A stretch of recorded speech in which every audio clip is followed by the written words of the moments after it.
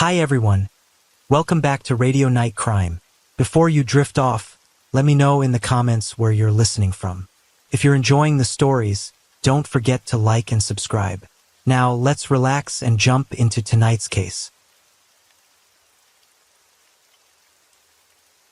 Story 1. February 2023, Eureka, Montana. The snow had stopped falling a few hours ago, but the cold remained sharp, clinging to the wooden beams of the little white church that stood quietly at the edge of town. The sun was slipping behind the pine-covered hills, casting long shadows across the cemetery beside the chapel. Inside, the faint scent of pine-scented cleaning oil still hung in the air, and the light through the stained glass windows fell in fractured colors across the pews. Pastor Ethan Collins, 61 years old, was locking up for the evening. He moved slowly, partly because of age, partly because he believed silence deserved to be kept sacred. He folded the altar cloth with practiced care, checking twice to make sure the hymn books were aligned. It was the kind of attentiveness that only someone who had known chaos truly understood. He reached for the heavy wooden door, then paused. A creak echoed softly in the back of the church, one he hadn't caused. His hand froze. For a split second he wondered if it had been the old furnace ticking down, or perhaps the wind. But then he heard it again, the soft shuffle of tiny feet. He turned around. At first he saw nothing. The shadows in the back pews stretched long and low. But then, emerging just beyond the edge of the light, a small figure appeared. A little girl, no older than 6, stood motionless in the aisle. She had pale blonde hair, tangled at the ends, and a thin pink coat that looked a size too small. Her arms were crossed tightly over her belly, as if hugging herself from something only she could feel. "Hello there," Ethan said gently. He lowered his voice as he took a slow step forward. "Are you lost?" The girl didn't answer right away. Her eyes darted toward the doors, then back to the floor. When she finally spoke, her voice was no louder than a whisper. "There's something moving inside me at night." The words didn't register at first. Ethan blinked. "I'm sorry?" She looked up, just for a second. Her eyes were wide, ringed with dark circles far too deep for a child her age. Her voice trembled as she repeated herself. "Inside me, at night, it moves." A chill ran through him, not the kind the cold brings, but the kind that starts in the spine and spirals outward. He'd been a pastor for almost 4 decades. He had baptized babies, buried mothers, listened to drunks confess sins they barely remembered. But something about the way this little girl said those words, so matter-of-fact, so practiced, made every instinct inside him flare. He crouched slowly, careful not to startle her. "Can you tell me your name?" She hesitated. Her eyes flicked to the cross above the pulpit, then back to him. She was shaking slightly. "Lily," she said. "Lily Monroe." Ethan glanced at her coat. No gloves. Shoes soaked from the snow. Her cheeks were flushed, but not from warmth. He gently offered his hand. She didn't take it, but she didn't move away either. "Lily, did someone bring you here?" She shook her head. "I walked." "How far?" She looked down. "From the apartments." Ethan's mind immediately pictured the old Monroe complex on Ashford Lane about a mile away, uphill. She must have been walking in the snow for at least 20 minutes. "Why did you come, Lily?" She didn't answer. Instead, she pressed her hands harder against her stomach, but her breathing grew shallow. Tears welled in her eyes, but she didn't let them fall.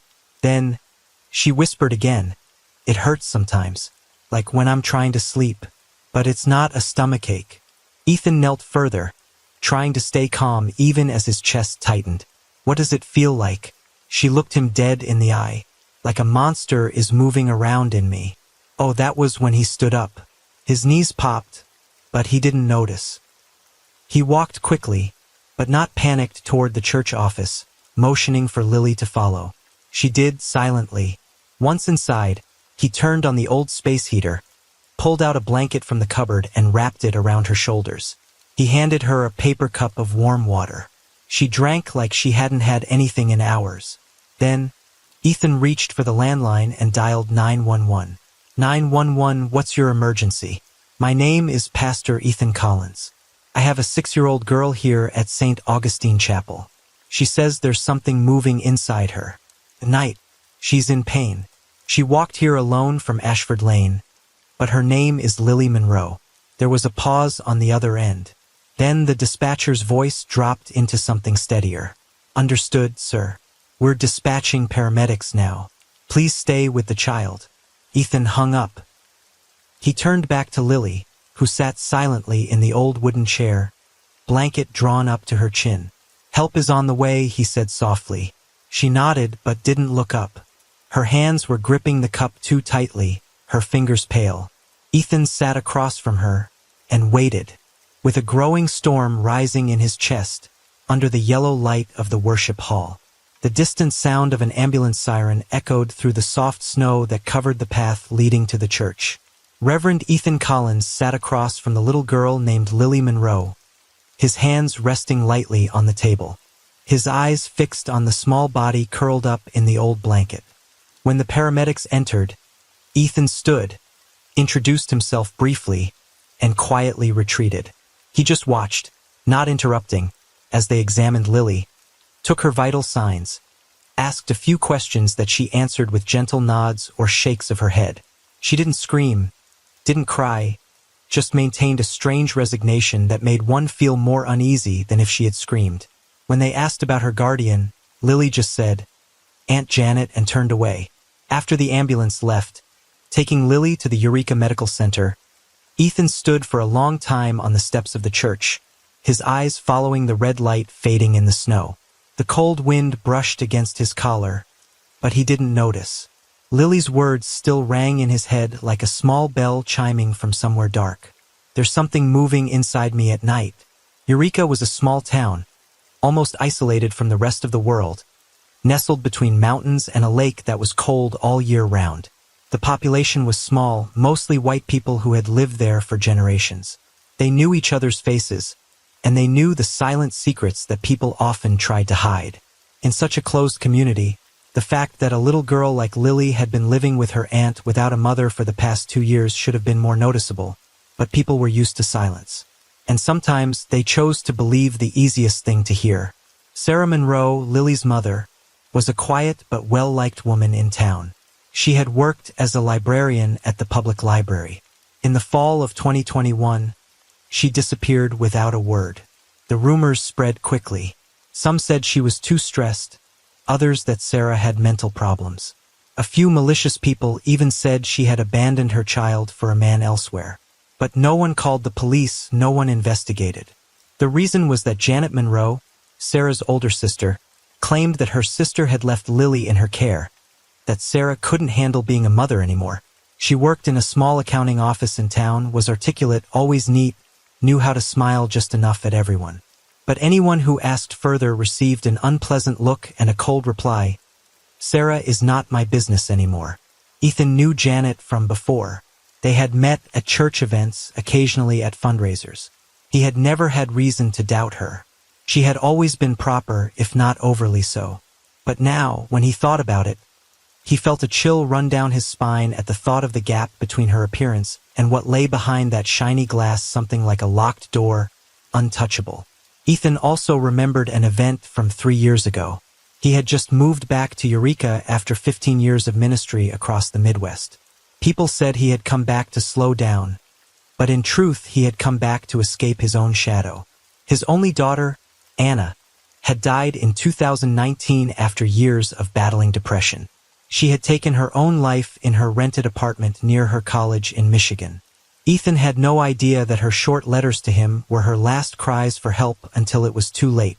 From then on, he withdrew into silence, sticking to simple tasks, opening the church doors every morning, clearing the seats every afternoon, reading the Bible every night and waiting for something, maybe forgiveness or just a chance not to make the same mistake again.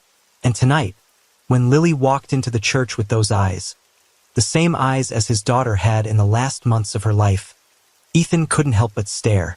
He knew the feeling, when a child wants to say something, but there is no safe language to express it, when the fear is too great to name, when the little body carries a secret that adults have deliberately buried deep inside. The next day, Ethan called the hospital. Lily was kept for observation, but Janet came to pick her up, signed the paperwork. He asked the doctor if there was anything wrong, but received a vague answer. She is quite weak, showing signs of malnutrition, but nothing alarming medically. Ethan thanked her, but his heart was uneasy.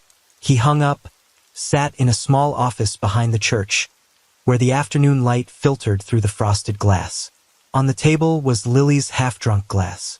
The small blanket he had used to wrap her still smelled of snow and fear. Ethan looked at it for a long time. Then he stood up. Something inside him had moved, but not a haunting. An intuition, a whisper, like the night she walked in, whispered, and he couldn't turn away. 2 days after Lily left the church, an internal report from the hospital was sent to the Montana Department of Family Services. And from there, things began to move slowly but inexorably. In the report, the clinician noted there were no specific medical signs in Lily's abdomen like tumors or inflammation, but she showed symptoms of anxiety, night terrors, and most clearly signs of trauma. Her weight was disproportionate to her age, her skin was dry, and she was mildly deficient in iron and calcium. There were no bruises, no superficial injuries. But that didn't tell the whole story. And then, there was a line alone but bold. She told the psychiatrist the monster only comes at night, when Aunt Janet is asleep. Pastor Ethan read the words in his office on Thursday afternoon, having a familiar at Eureka Hospital reprint, a copy he didn't deserve. No one had officially given it to him, but no one could stop someone like him from trying to see it. The monster only comes at night. The words seared into his memory.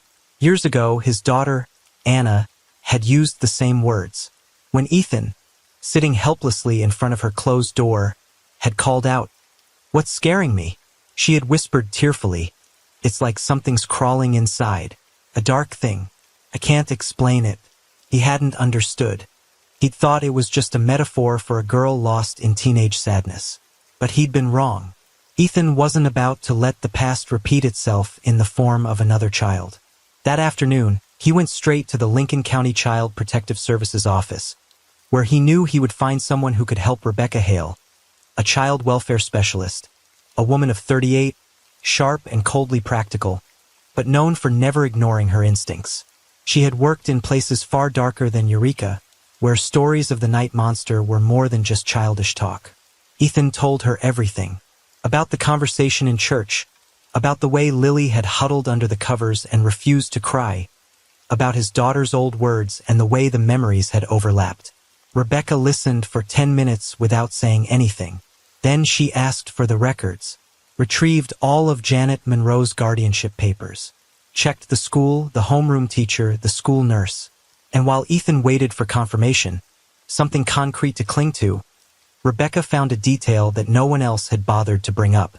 In a 2021 report, less than 3 weeks before Sarah Monroe ran away, a brief memo was filed with the Public Health Department. It read, Sarah Monroe expressed concern that her younger sister, Janet, was controlling, yelling, and using harsh discipline with her younger children. Sarah asked to speak to a family interventionist, but the appointment was canceled for personal reasons. No one followed up. No one asked why the appointment was canceled. No one noticed that just 2 weeks later, Sarah had disappeared and Janet had become Lily's legal guardian. When Rebecca set the file down on the table, Ethan sat across from her, silent. The room felt heavier with each passing second. Each detail was like a shard of glass cutting through a picture that had seemed complete. Answers that had once been easily accepted, that Sarah had run away, that Janet had done her duty, now felt like strings tied around a cold gap. The next day, they went to Lily's elementary school, Eureka Elementary, and talked to her homeroom teacher, Angela Fry, a brunette with a cautious expression, as if she were always walking a fine line between trusting children and not wanting to be seen as a nuisance. Angela said Lily was a quiet, polite student, but over the past year, she seemed to have become less and less talkative, startled, sometimes falling asleep in class. When asked about her family, Lily would say, "I live with my aunt. My mom's gone away." When someone else came to pick her up instead of Janet, she would panic. The one time Angela asked Lily directly if she was okay, she looked at her for a long time and said, "I'm not allowed to say when I'm not okay." No one reported it. No one thought it necessary. Just a more reserved child than usual, they said.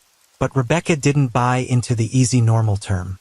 The next day, she filed an official request for an unannounced surveillance of Janet Monroe's place.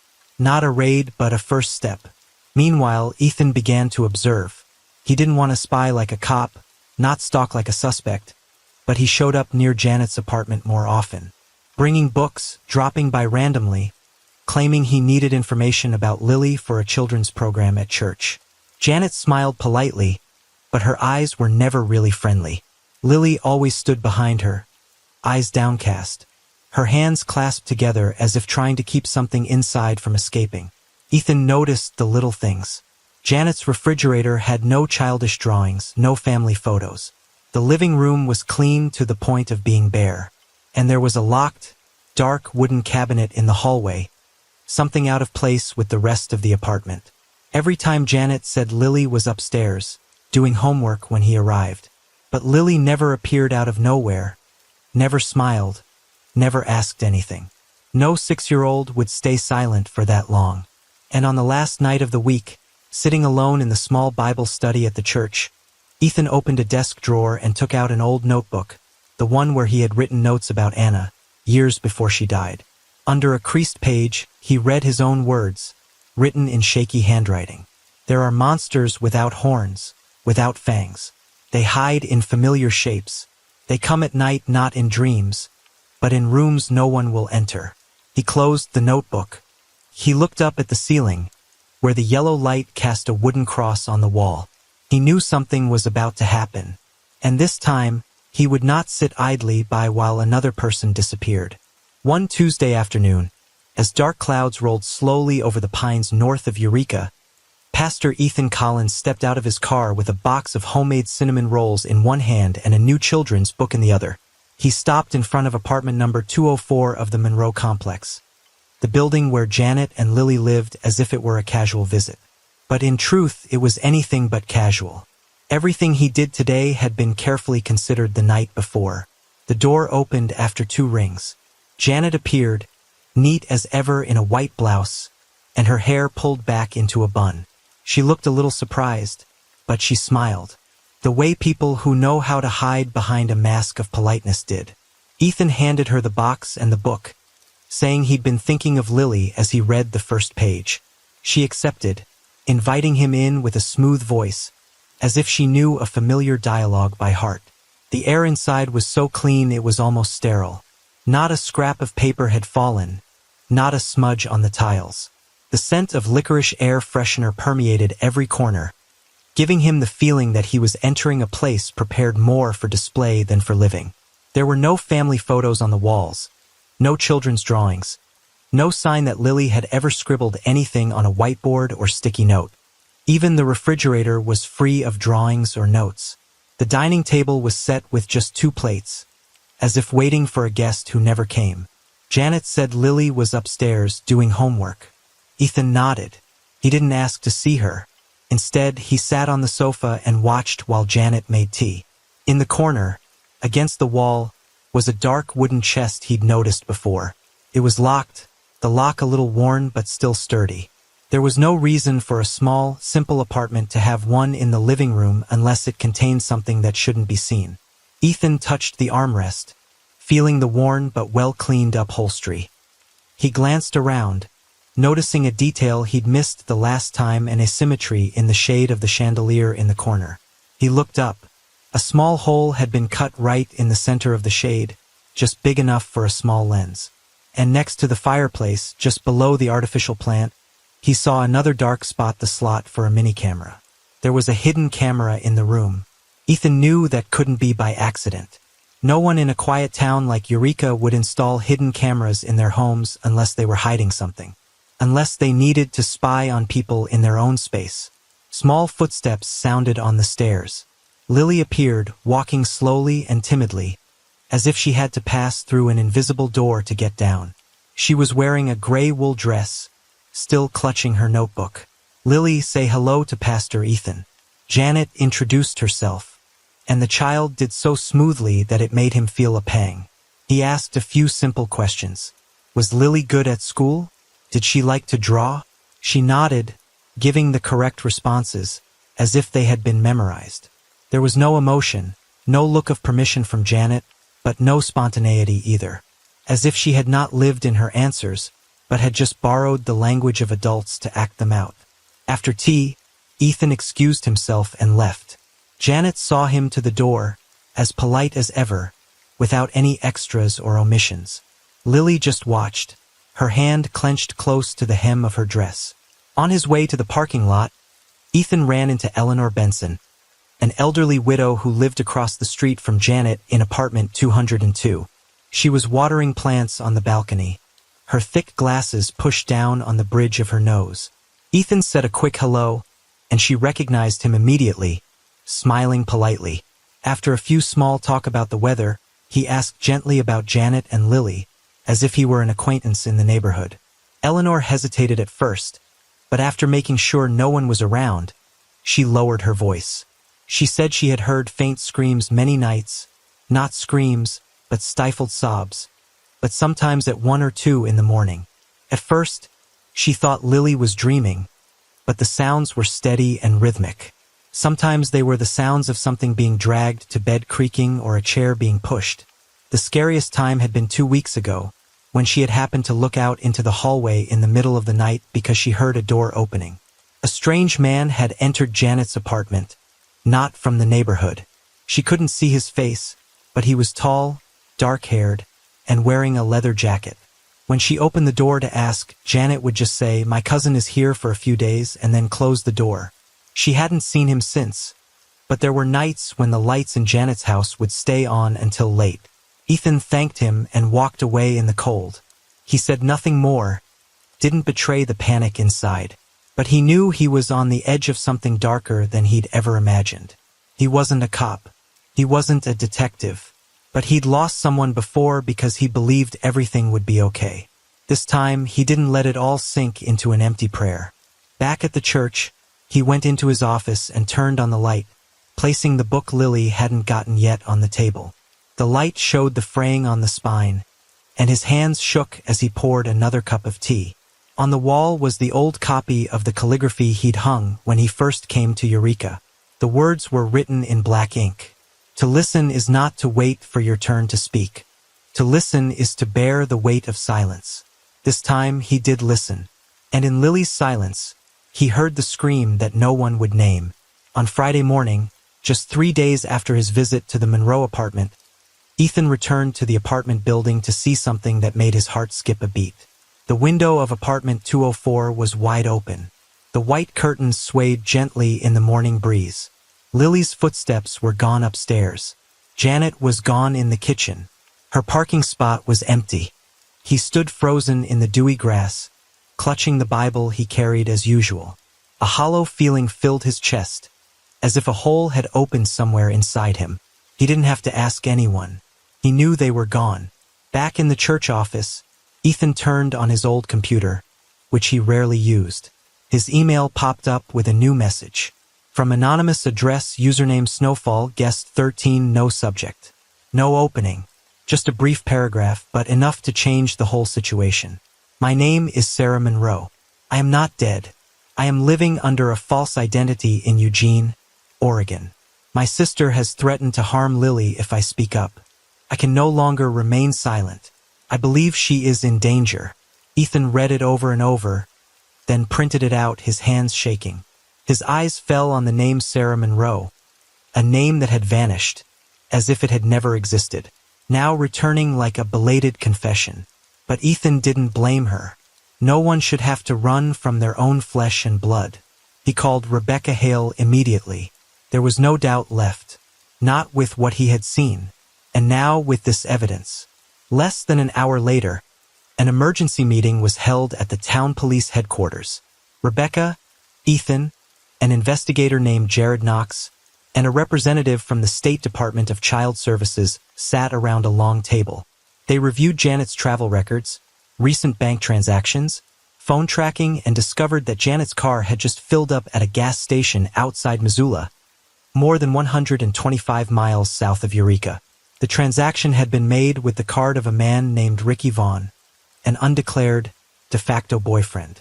Ricky had been convicted of wire fraud in Idaho in 2018 and was suspected of running a string of over-the-counter painkiller operations on the Montana border. He had worked as a maintenance man at a backwoods motel, losing his job for assaulting a female employee. It came as no surprise that he was the one who had been in Janet's apartment that night, from the testimony of a chance witness, a gas station attendant. The police had determined they were headed toward the Bitterroot Mountains, a sparsely populated area of abandoned hunting cabins with no cell service. As soon as the warrant was issued, Ethan returned to the church to pack up in silence. He had intended to stay at the police station, but something compelled him to stop by the Bible study again. He didn't know why, but he wanted to go back to where Lily had sat. When he entered, the afternoon light streamed through the dusty glass windows, casting a sliver of sunlight across the small desk. There was a sheet of paper on the table, not the kind of paper that church used for children to draw on. It was neatly folded in half. Someone must have stuffed it under an old Bible, and it had just fallen out. Ethan opened it. A crayon drawing. Inside a wooden house, no windows, just a single door with 2 crossbars. Smoke was rising from the roof. Outside, a forest. Inside, a small blonde figure was holding a teddy bear. In the corner of the paper, 3 words were written in a childish but sure handwriting. "Find me, Mr. Ethan." He sat down in his chair, clutching the drawing in his hands. He knew without anyone confirming it that this was a real cry for help the last time Lily would be in a safe place to leave a trace. An hour later, the police car carrying Ethan and the team set off. The small convoy included 2 local police cars, an SUV from the Family Services Department, and an ambulance. They headed east toward the Bitterroot, where the map showed an old hunting cabin in the woods but near the Fox Trail, an area that had been abandoned since the beginning of the decade. Ethan didn't say anything as they drove. He sat quietly in the back of the car, looking through the fogged-up windows. The forest passed like a silent painting, each tree casting long shadows on the ground covered with dead pine needles. His hand still held the drawing, as if it were the only thing that could pull Lily back from the darkness that held her. They stopped at a turnoff that led into the woods. The rest of the way was on foot. The dirt road was covered with moss and a thin layer of snow. The sky was turning silvery gray. The air was cold, seeping through layers of clothing. As they approached the cabin, they split into groups. One group circled around to the back, the other headed straight for the front door. All was silent. Ethan stood behind a young officer, about 50 feet from the cabin. He could see clearly that the front wooden door had been reinforced new boards, hastily installed, askew from the old frame. There was faint smoke rising from the chimney. Someone was inside. A hand signal was given, and the rescue began. The thick evening mist in the Bitterroot forest made everything seem stagnant. The air smelled of rotting leaves and damp wood, muffling the sound of footsteps as the task force approached the old cabin in silence. Beside Sheriff Daniel Price, a burly man with a practiced gaze reverent. Ethan Collins clutched the small notebook he always carried, his palms cold despite the sweat. Rebecca Hale, a woman with a steely face, was signaling the units to spread out in a prepared formation. The cabin had only one entrance, the wooden front door. There were no windows, no light coming out, but the thin chimney still belched out a thin stream of smoke, indicating that someone was inside. Beyond was a line of bushes and a large boulder, where a second squad of police was ready to approach. Daniel glanced at Ethan. "We'll go in first. If you see Lily, stay put until we're sure it's safe." Ethan nodded, but he knew that if Lily was in there, he couldn't stay out. The hand signal was given. The cabin door flew open with a hard kick. Screams fell into the air. "Police, drop your weapon." The chaos was like a storm of explosions in the woods. Inside, Ricky Vaughn reacted like a cornered animal, pulling out a pistol from his hip and firing 2 shots indiscriminately. One bullet lodged in the doorframe, the other in the wooden ceiling. But before he could take aim, Ricky was overpowered by Daniel and another officer, pinned to the ground with a crunch of splintering wood and cracking boards. Janet, in her long gray coat, her hands raised and shaking, stood against the wall as if the world had just collapsed before her eyes. Her face was white, Her hair was disheveled, and she was mumbling something that no one cared to hear.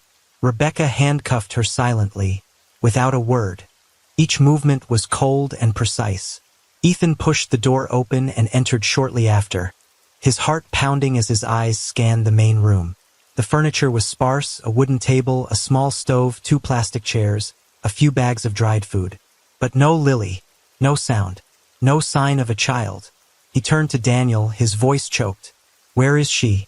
Daniel stepped back, looked around, and then his eyes fell on a section of wood behind the fireplace where the wood looked newer and was covered by a hanging blanket. He pulled it open. A small door, no handle, just an iron lock and 4 screws that were screwed in backwards. Soundproof.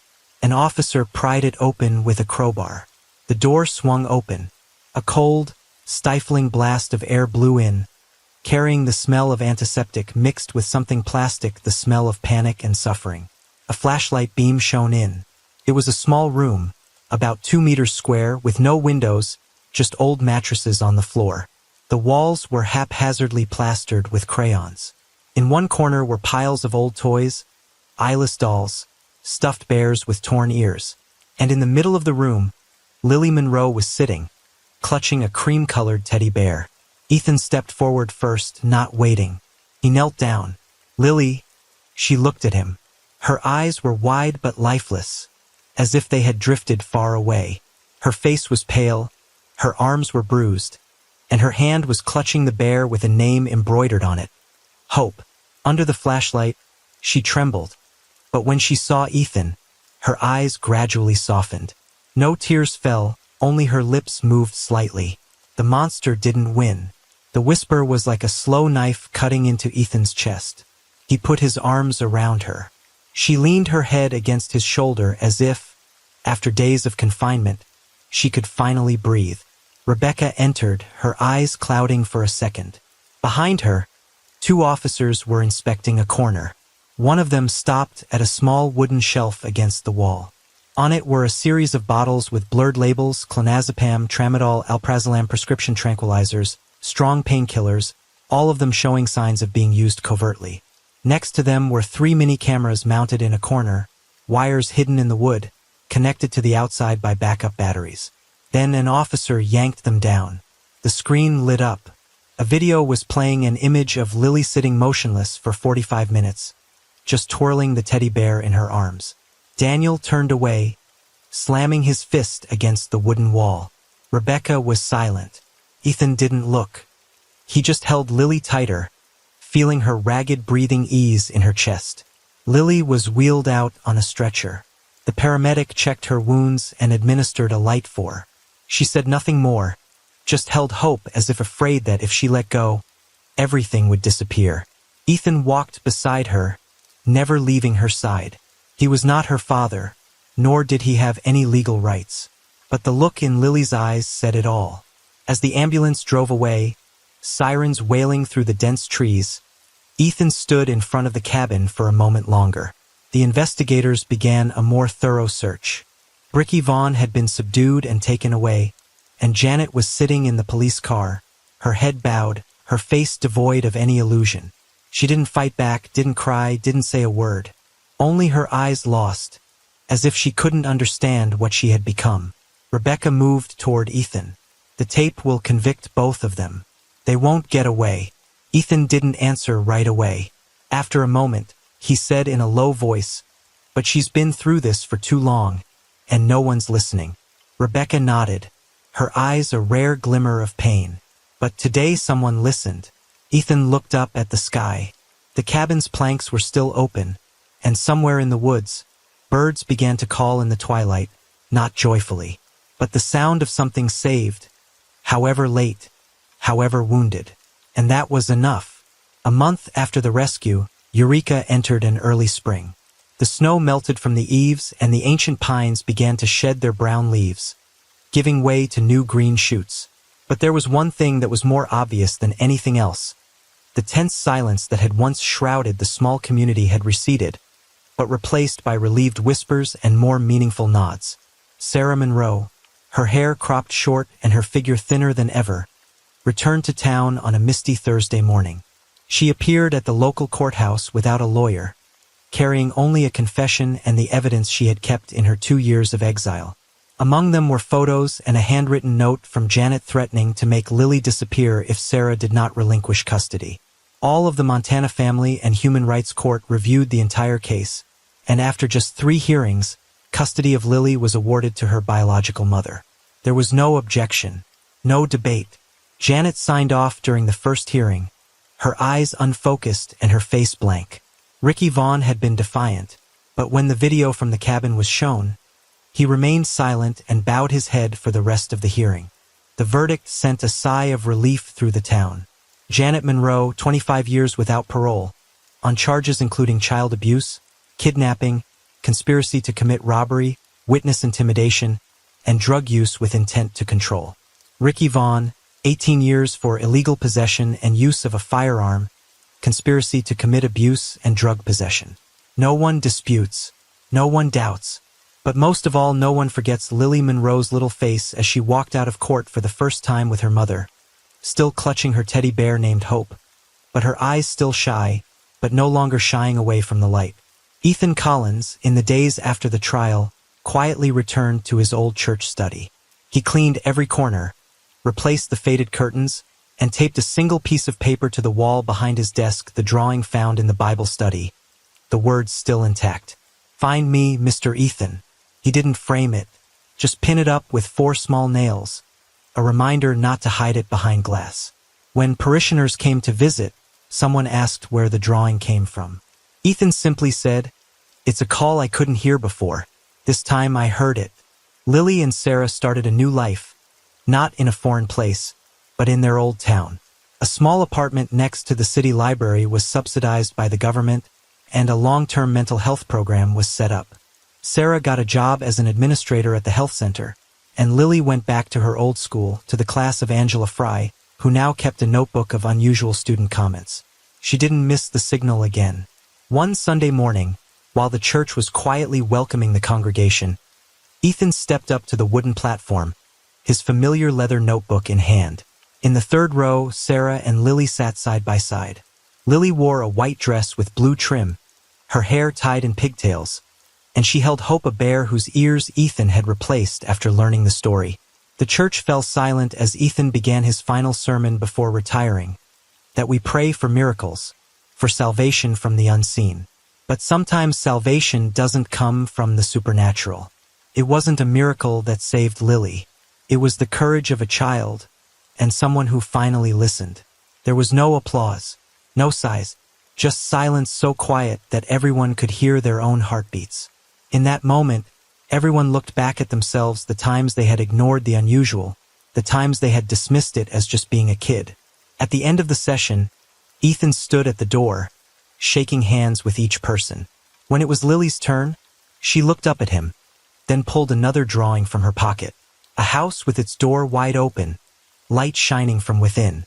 3 people stood on the steps, a short-haired woman, a little girl holding a teddy bear, and a silver-haired man holding a book. At the bottom, in childish but firm handwriting, it read, "I'm home now. Thank you for listening." Ethan took it, saying nothing. He just bowed his head. In life, we don't always hear silent calls. But if someone tells you that something moves inside them at night, don't be so quick to dismiss it as childish fear, because sometimes monsters don't come from fairy tales. They come from the places we think are safest. But in salvation, not always a miracle is standing still, listening, and not walking away.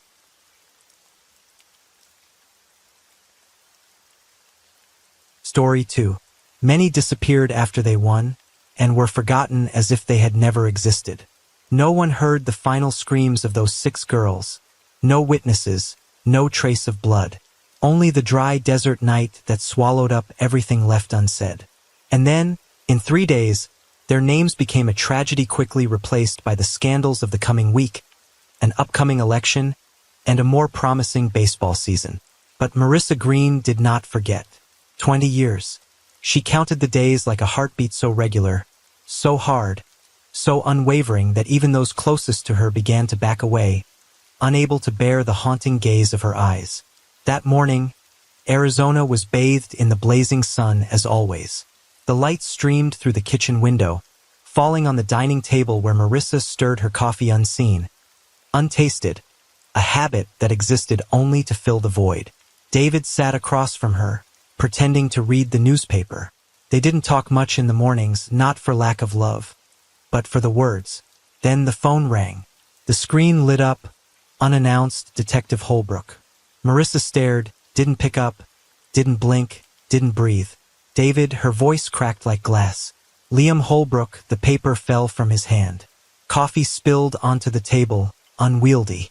He just nodded, squeezed her hand. Pick it up. What was the call? Lasted 3 minutes. 3 minutes that changed 20 years of waiting. The suitcase had been discovered early this morning by a hiker and his dog 30 miles south of Chandler. Beneath a large flat rock buried in the desert was a rusty suitcase, open, and inside, a red and white uniform caked in dust and sun. A green Vipers cheerleader uniform, a custom-made one. No two made. The kind that only 6 girls had ever worn and never again. I can't tell you more over the phone. Holbrook's voice was low and final. You and your husband should come to headquarters. Marissa didn't ask any more questions. She didn't need to. 17 minutes later, they were out of the house. No breakfast, no dressing, no locking. They walked through streets that were so familiar that they now felt like they belonged to another world. Or there might be answers or a final stab at the last shred of trust. Marissa Green. 57. Once a regional chief executive of Arizona's largest insurance company. A woman who had overseen 120 employees, approved a $12 million budget, and never missed a report more than an hour late. But after that fateful day in 1995, she resigned, cut off all social ties, and devoted her life to studying every square inch of the Chandler Desert. They called her the Crazy Mother, a ghost who lived in the old gift shop where missing flyers had been pasted on the windows, or a figure pitted then avoided. But no one knew that for 2 decades, Marissa had been secretly in touch with every sheriff who had been appointed, tracking every change in the terrain from satellite imagery, and filing every single report on the trail of unidentified bodies in Arizona. None had yielded any results until this morning. They arrived at the police station at 8:46 a.m. The sky was too blue, the air was too still, and the steps to the conference room felt strange, part dream, part death sentence. When they entered, they saw other faces, parents who had aged with the same pain, Linda and Robert Thompson, Michael Lee, Susan Collins, the Riveras. 6 empty chairs, 6 losses, 6 bottomless pits. Detective Holbrook walked in. His hair was more than half gray, his face much older than it had been 20 years ago. But his eyes were the same, sharp, determined, and now heavy with something unspoken. Thank you for coming, he said. We have a major discovery in your daughter's disappearance. He turned on his laptop. The first image that came up was a battered suitcase lying in the sand, as if it had been screaming to be found for 2 decades. And inside a red and white cheerleading uniform, neatly folded, as if still waiting to be worn again. Susan Collins cried first. Michael Lee clenched his hands into fists. David stood still, frozen. And Marissa, she just watched. Her eyes never left the screen, her breathing even. But the hand on her thigh was clenched until it bled. I want to go there, she said, her voice firm. There's no need. Holbrook hesitated. We've taken the suitcase to the lab. I want to see it, she repeated. This time it wasn't a demand. The room was silent. They'd laughed at her for 20 years, closed the file, told her to accept the truth, told her to start a new life. But they'd forgotten one thing: she didn't need to come back to life, because she'd never left the search. She hadn't come to hope. She'd come to chase. And when the suitcase opened, the truth had only begun to leak out. Marissa didn't say another word. She stood, turned to David, and looked straight into Holbrook's eyes, not pleading, not expecting, but a silent command. And he understood. 15 minutes later, the convoy began to move. An unmarked police car led the way, followed by 5 civilian cars, all of whom had cried, hoped, and given up with her. Only Marissa was unchanged, in the passenger seat, clutching the strap of her bag, her eyes scanning the vast desert, as if reading each grain of sand. This was not a journey. This was a retrial for the first time. Fate seemed to be shaking its hand. They stopped at the edge of a low cliff, where the ground was uneven and rocky and red dust. The white tent had been set up, lined with yellow tape that said, "Crime scene do not cross." Inside, the old suitcase opened, the uniform still lay there, an unspoken invitation. Marissa didn't cry, didn't speak, didn't touch. She just looked. "We believe it was buried no more than a year ago," a forensic technician explained. The uniform still had the names stitched on it. Amber, April, Rachel, Hannah, Kira, Lily. The names of the children, swallowed by the darkness, now rose up like an accusation. David nodded his thanks, but Marissa did not. She turned and walked out of the tent area. Outside, where the sand stretched, she circled slowly. Her shoes made clear footprints on the dry ground, but her eyes never left the horizon. And then she stopped, about 200 meters from the excavation site, beside a large cluster of rocks.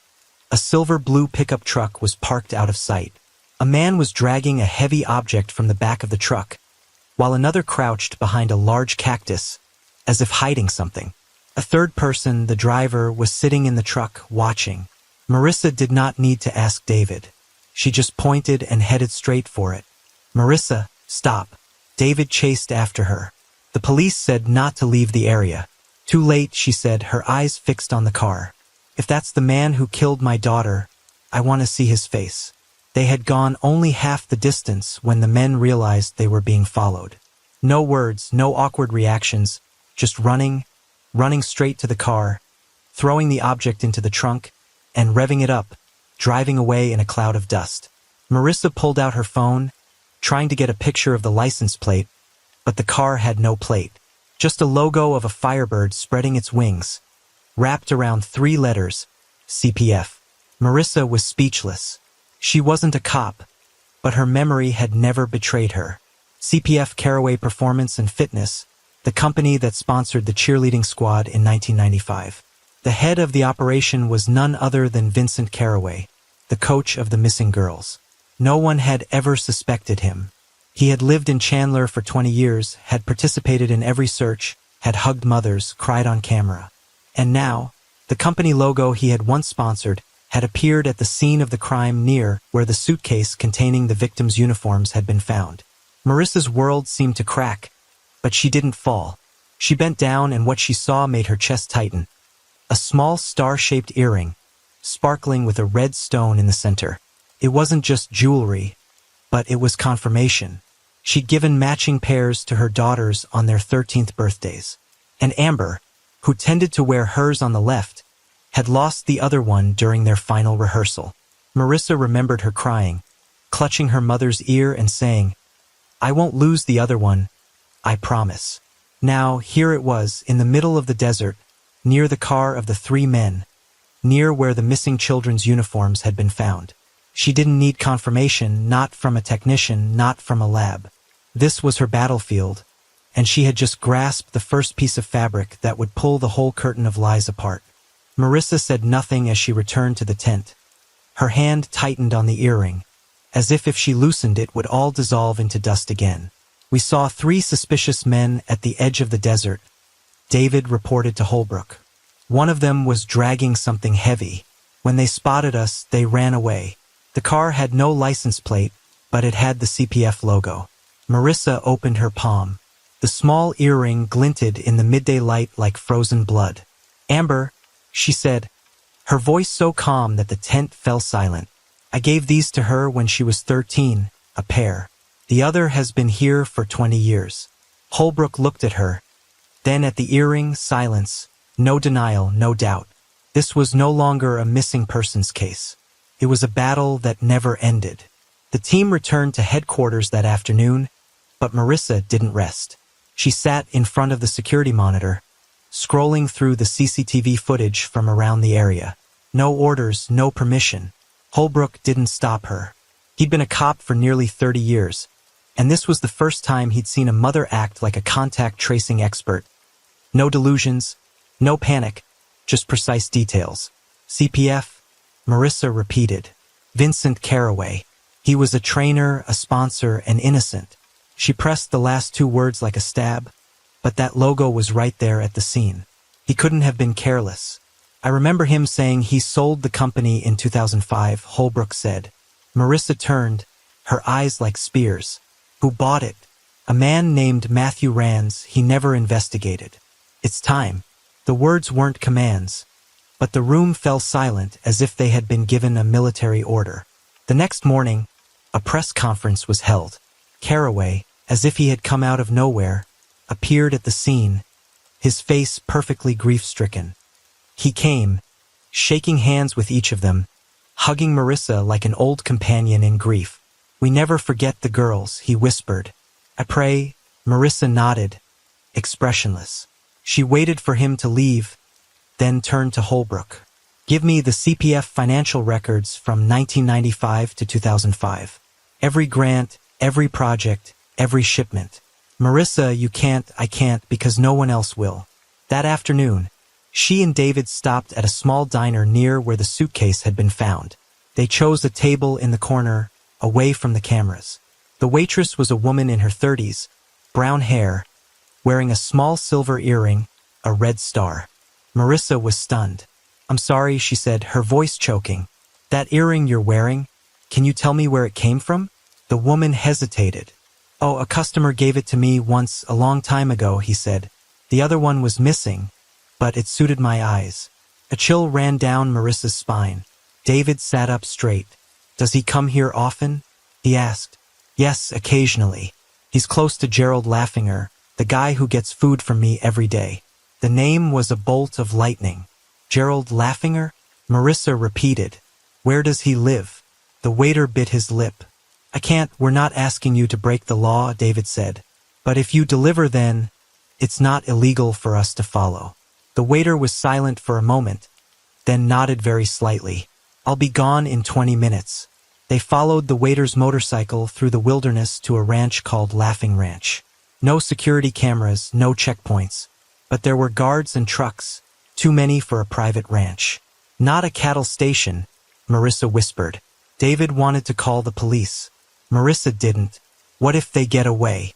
What if our daughter's in there? They waited on the hill. An hour, 2 hours, and then a blue Jeep emerged from the ranch. 3 people were in it, and Marissa recognized them. "Those guys from the desert," she hissed. The Jeep saw them and turned. The pursuit was on. David stomped on the gas. They shot up the gravel road, skidding slightly, but holding their course.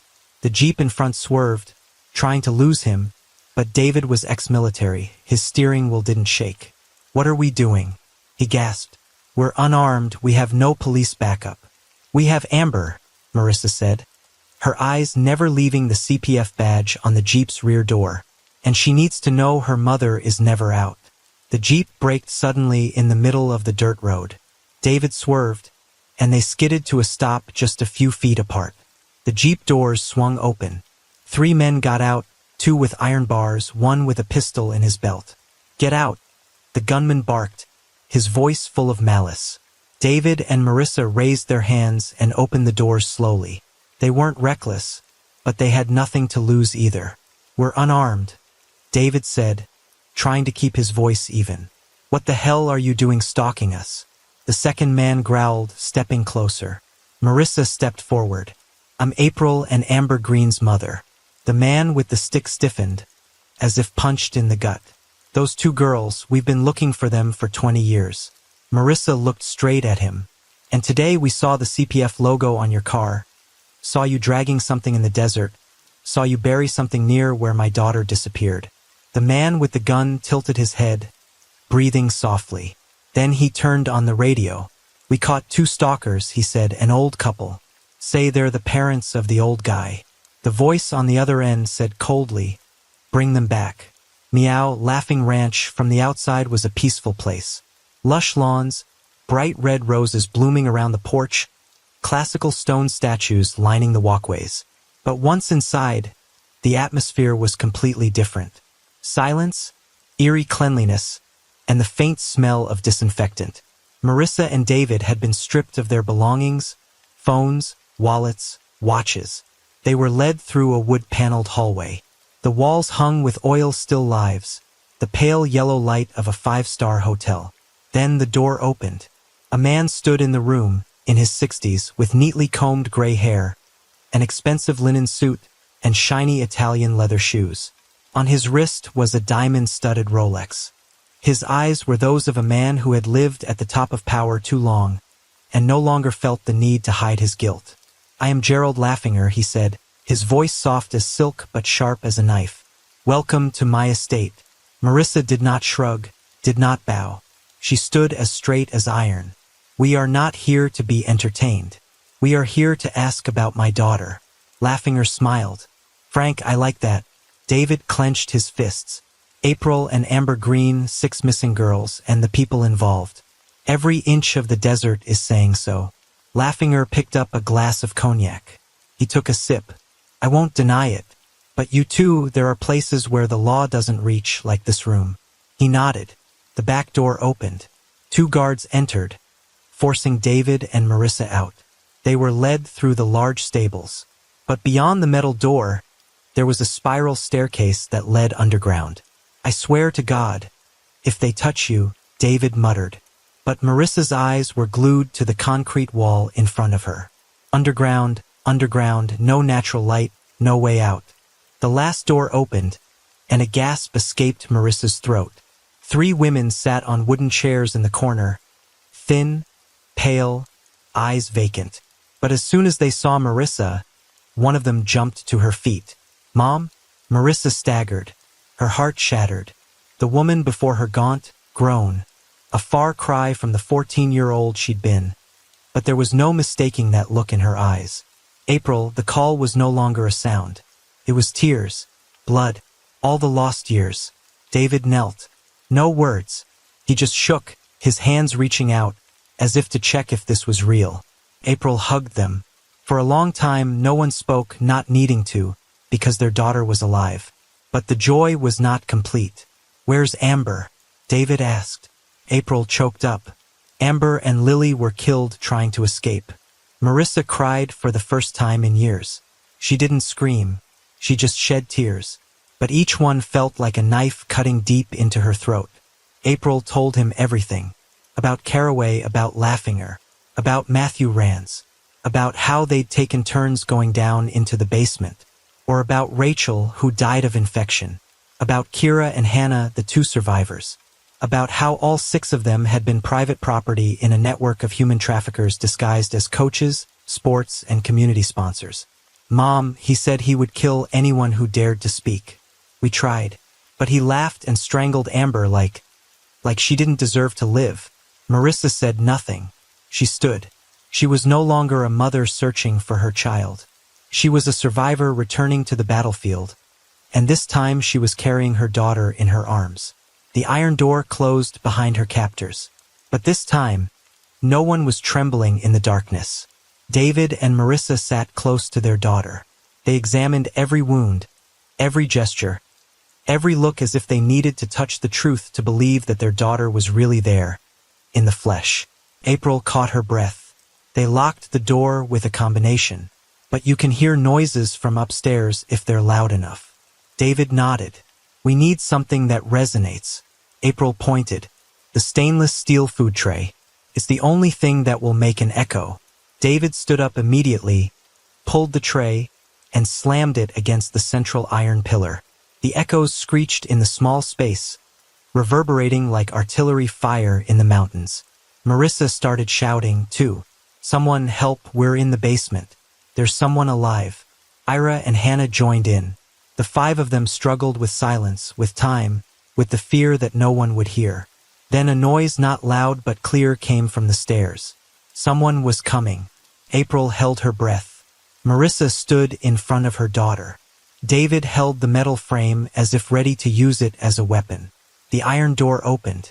Lights caught her eyes. 3 figures emerged. But this time they weren't guards or police. "We're Chandler PD." An officer shouted. "You can come out, we have it under control." Marissa fell to her knees. For the first time in her life, her knees were weak. David caught her, just as a female officer passed by, hugged April, checked her wounds, whispered something that made April burst into tears. Does not fear. As they emerged from the bunker, the afternoon sun filtered through the trees behind the ranch like a divine curtain. The compound was filled with police, ambulances, dogs, and tracking teams. On the ground, bodies lay under white sheets, guards, henchmen, the ones who had knelt down to stroke their victims' hair and told them everything was going to be okay. Near the gate, Marissa saw Chris Delaney, the hiker who had first found the suitcase, and the diner waiter, standing in the crowd. Both were talking to the police. She stepped forward. "Thank you," Marissa said, her voice shaking. "Thanks to you, I found my daughter." Chris nodded. Dusty, his dog, jumped up and wagged his tail. "I just did what I had to do. And you never stopped." Marissa bent down and hugged Dusty, as if thanking a speechless angel. Meanwhile, Laffinger was dragged out of the mansion, handcuffed, his eyes burning with unspoken anger. He said nothing, but the last glance he gave Marissa was of someone who knew who had been pulled from his throne by the victim's own hands. Marissa didn't answer. She just looked at him through the windshield of the police car, not with the eyes of a mother, but with the eyes of someone who had survived and never forgiven.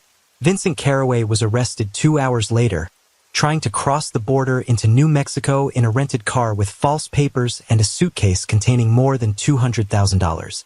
He was still wearing his sweats and his GPS watch, as if he were still practicing for a cheerleading tournament. When he heard that the victims were alive and telling the truth, he laughed. "They're mine," he said. "I taught them, I made them. No one can take them from me." It was recorded and used as evidence against him. The next day, in the interrogation room, April sat between her parents and her defense attorney. Detective Holbrook stood before her, his eyes softening after 20 years of hardness. "Are you ready to tell the whole story from beginning to end?" he asked. April nodded. "I want justice, not just for myself, for Amber, for Rachel, or for Lily."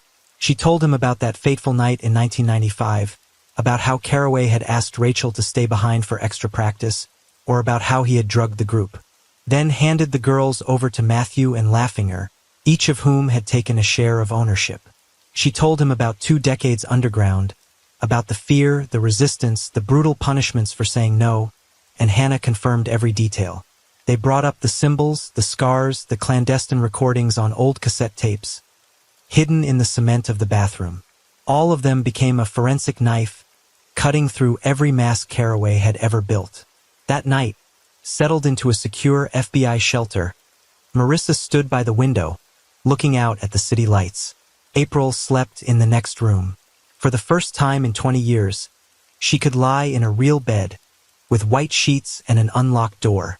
David made 2 cups of tea. Setting one on the table, he sat down next to his wife. "We did it," he whispered. Marissa didn't answer right away. She took a sip, then said softly, "No, we're just getting started." David looked at her, his eyes filled with pride and understanding. "What are we going to do?" he asked. Marissa turned. There was no longer water in her eyes, but fire. "We're going to establish the truth. We're going to bring them to justice. And most importantly," she put her hand on the earring that had guided everything, "we're going to let the world know. They will never be forgotten." The first morning in 2 decades that Marissa Green woke up without feeling like she had something to prove to the world was a strange, quiet morning.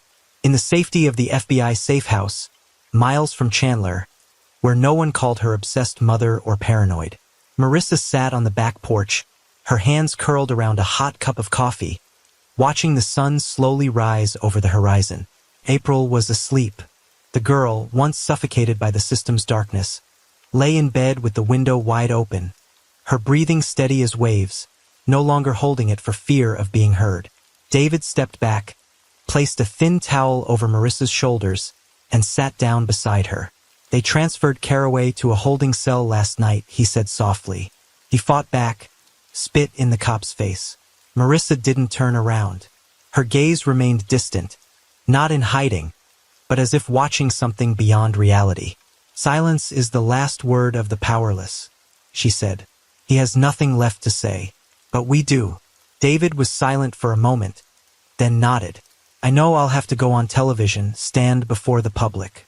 I'm not speaking out of revenge, Marissa said. I'm speaking so that those who have been silent know. Silence is a choice, but the truth cannot be buried. A few weeks later, at the first public hearing of the case, Marissa Green took the stand. Before her stood a line of reporters, members of the public, lawyers, police, and prosecutors. And in the middle of it all, 3 empty chairs, Rachel's, Lily's, and Amber's. She didn't read from her prepared statement. She just spoke. About the day her children disappeared, about the silent prayers, about the phone call that fateful morning, about the suitcase, the earring, and the journey she had taken not to find the bodies but to keep a promise to the children no one believed. I'm not here to reclaim time, she said, her voice as clear as a bell in the courtroom. I'm here to restore identity to girls who have been buried under prejudice and indifference. I don't want you to pity us. I want you to remember our names, not as victims but as survivors. When she left the podium, the room fell silent. No one applauded. No one cried. Just a strangely quiet respect. 3 months later, Marissa and David founded the Amber Echo Foundation. And it bears no victim symbol. It is an echo, a call from girls who were never found but never truly gone. It funds missing persons campaigns, provides legal support for trafficking victims, and runs anonymous crime education programs in sports, churches, and schools. April became the first to tell her story, in a closed-door panel with a group of girls recovering from abuse. No television appearances, no books. Just sitting there, looking people like her in the eye and saying, we still have value, even though they tried to erase it. The following fall, the trial began. Caraway was sentenced to life without parole. Gerald Laffinger was convicted of human trafficking and harboring a criminal and sentenced to 98 years. Matthew Rands was sentenced to 65 years and was barred from federal business. None of them protested, because none of them had the right to dispute the truth. Early one winter morning, Marissa was cleaning out the garage. She found an old wooden box with the names April and Amber written in a girl's handwriting. Inside were photos, a video from a 1995 performance, a half-written notebook, 13th birthday diary. She sat on the cold floor, turning the pages. No tears, no pain. She was revisiting the past, not to relive it, but to close it with her own hands. That night, the family had dinner together for the first time in 21 years. No talk of the trial. No talk of that day. Just a warm meal, a roast David loved, tarts April learned to make on an online cooking show, and a small glass of wine poured to toast to one thing. They had each other. Spring had come. At a community event at Chandler High School, a memorial garden was planted called the Garden of the Unforgotten. Marissa picked up the small wooden plaque and nailed it down next to the white roses. Rachel Collins, the light never goes out. Lily Rivera, the heart always finds its way home. What Amber Green, the sound still echoes in my dreams. She didn't cry. She smiled. David put his hand on her shoulder. April stood behind them, eyes shining, holding a sign for her new organization, Girls with Names. A 12-year-old girl approached and whispered, "Are you Amber's mother?" Marissa bent down and nodded. "Yes, and you will always be her mother." She hesitated, then pulled a letter from her pocket. "My mother told me to write to thank you, because without you, we wouldn't know how to speak up when we see something wrong." Marissa took it, hugged the girl, and looked toward the setting sun. No victory can erase the pain. No trial can bring back the dead. But there are things more powerful than justice. That's true. It's the heart that refuses to back down. And it's the choice to live on, not for revenge, but to protect those less fortunate. Marissa Green doesn't need anyone to remind her she's a hero. She just needs the world to never forget. There are mothers who don't scream, just walk toward the fire and bring their children back.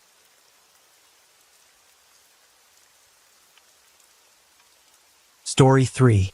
James Callahan sat in the cluttered living room of his modest Boise, Idaho, home, the weight of 8 months of grief pressing against his chest like a stone. The room was a shrine to his missing son, Ethan, a 9-year-old boy with a crooked smile and a love for sketching mountain landscapes. Newspaper clippings about Ethan's disappearance were pinned to a corkboard above the fireplace. their edges yellowing from time. A stack of notebooks filled with James's own investigation notes teetered on the coffee table, next to a framed photo of Ethan holding a dandelion, his eyes bright with mischief.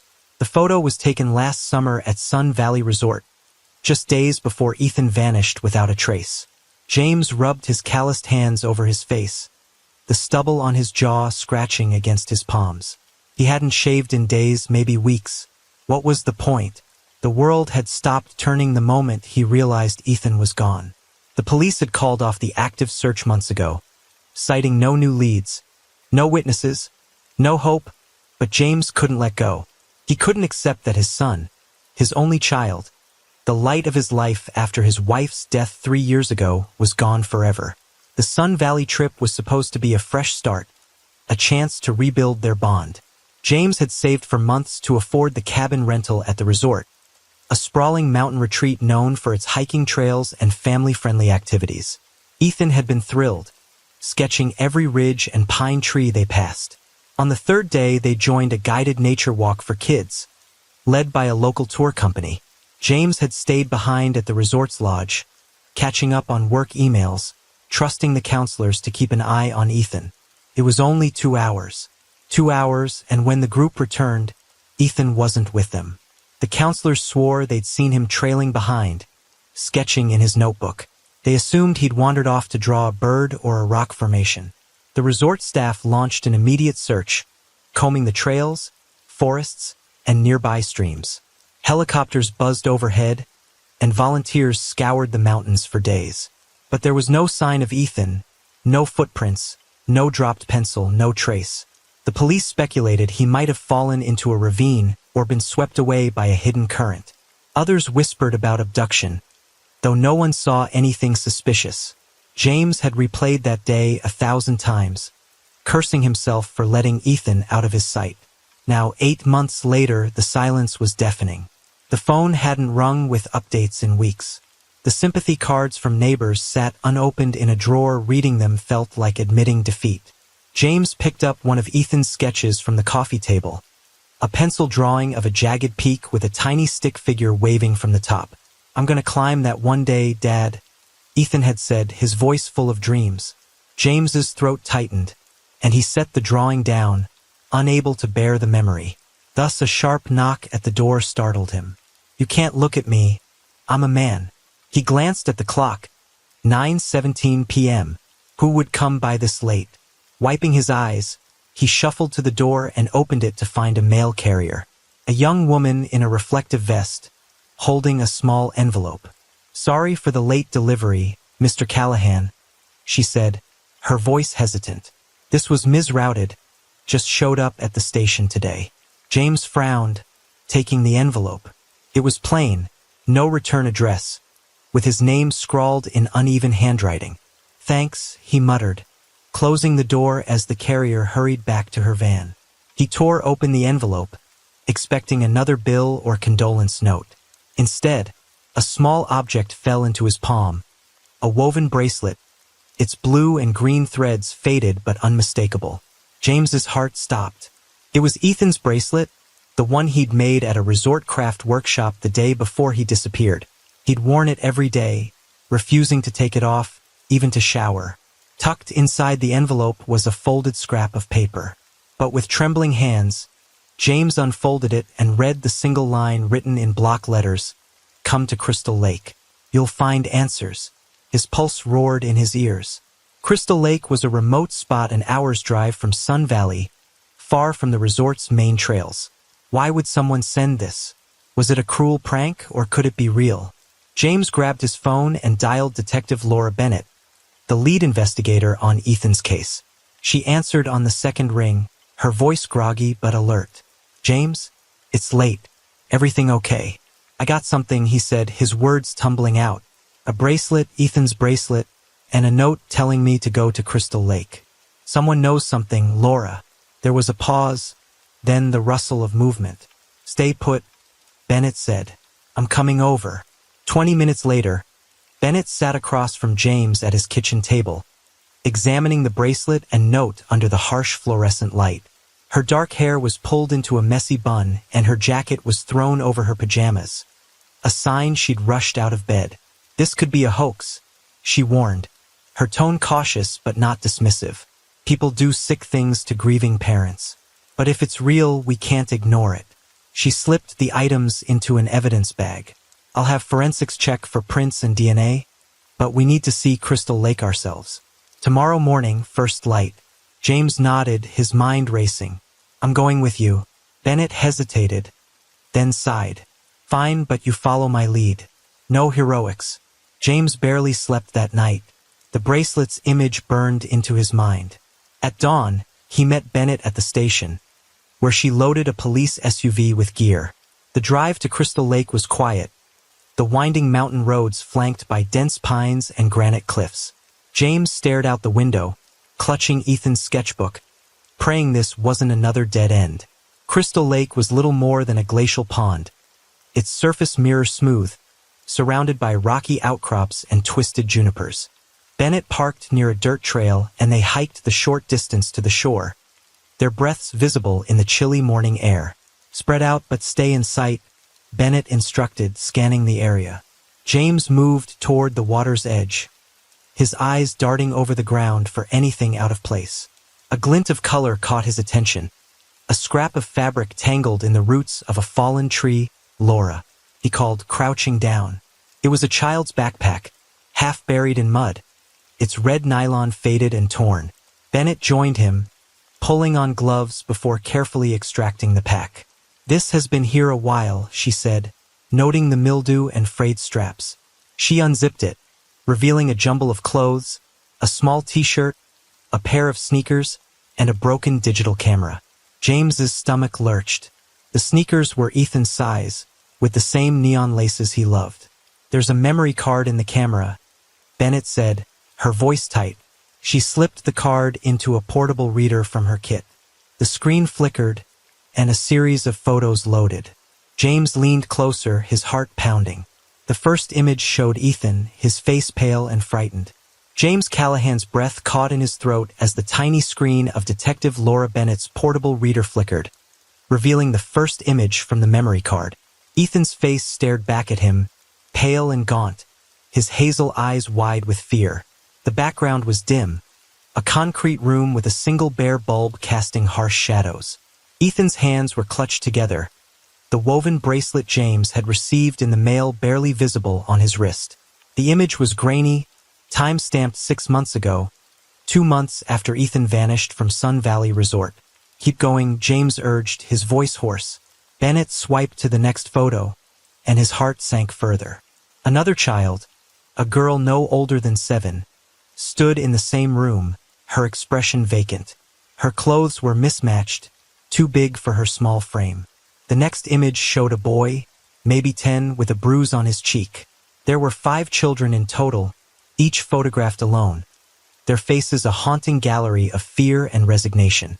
The final image was different, a blurry shot of a man's hand holding a map, with a logo in the corner, a stylized mountain with the words Hayes Adventure Tours. That's a lead, Bennett said, her voice steady despite the grim discovery. She ejected the memory card and sealed it in an evidence bag. We need to get this to the lab, analyze the metadata, and cross-reference that logo. James barely heard her, his eyes fixed on the spot where Ethan's image had been. His son was alive or had been when that photo was taken. The thought ignited a fire in his chest, a mix of hope and rage. Whoever did this would pay. They hiked back to the SUV, the weight of the backpack and its contents heavy in Bennett's hands. James clutched Ethan's sketchbook, the only piece of his son he could hold on to for now. The drive to the Boise police station was tense, the mountain roads twisting under a sky heavy with clouds. A Bennett radioed ahead, requesting a forensic team to process the backpack and memory card.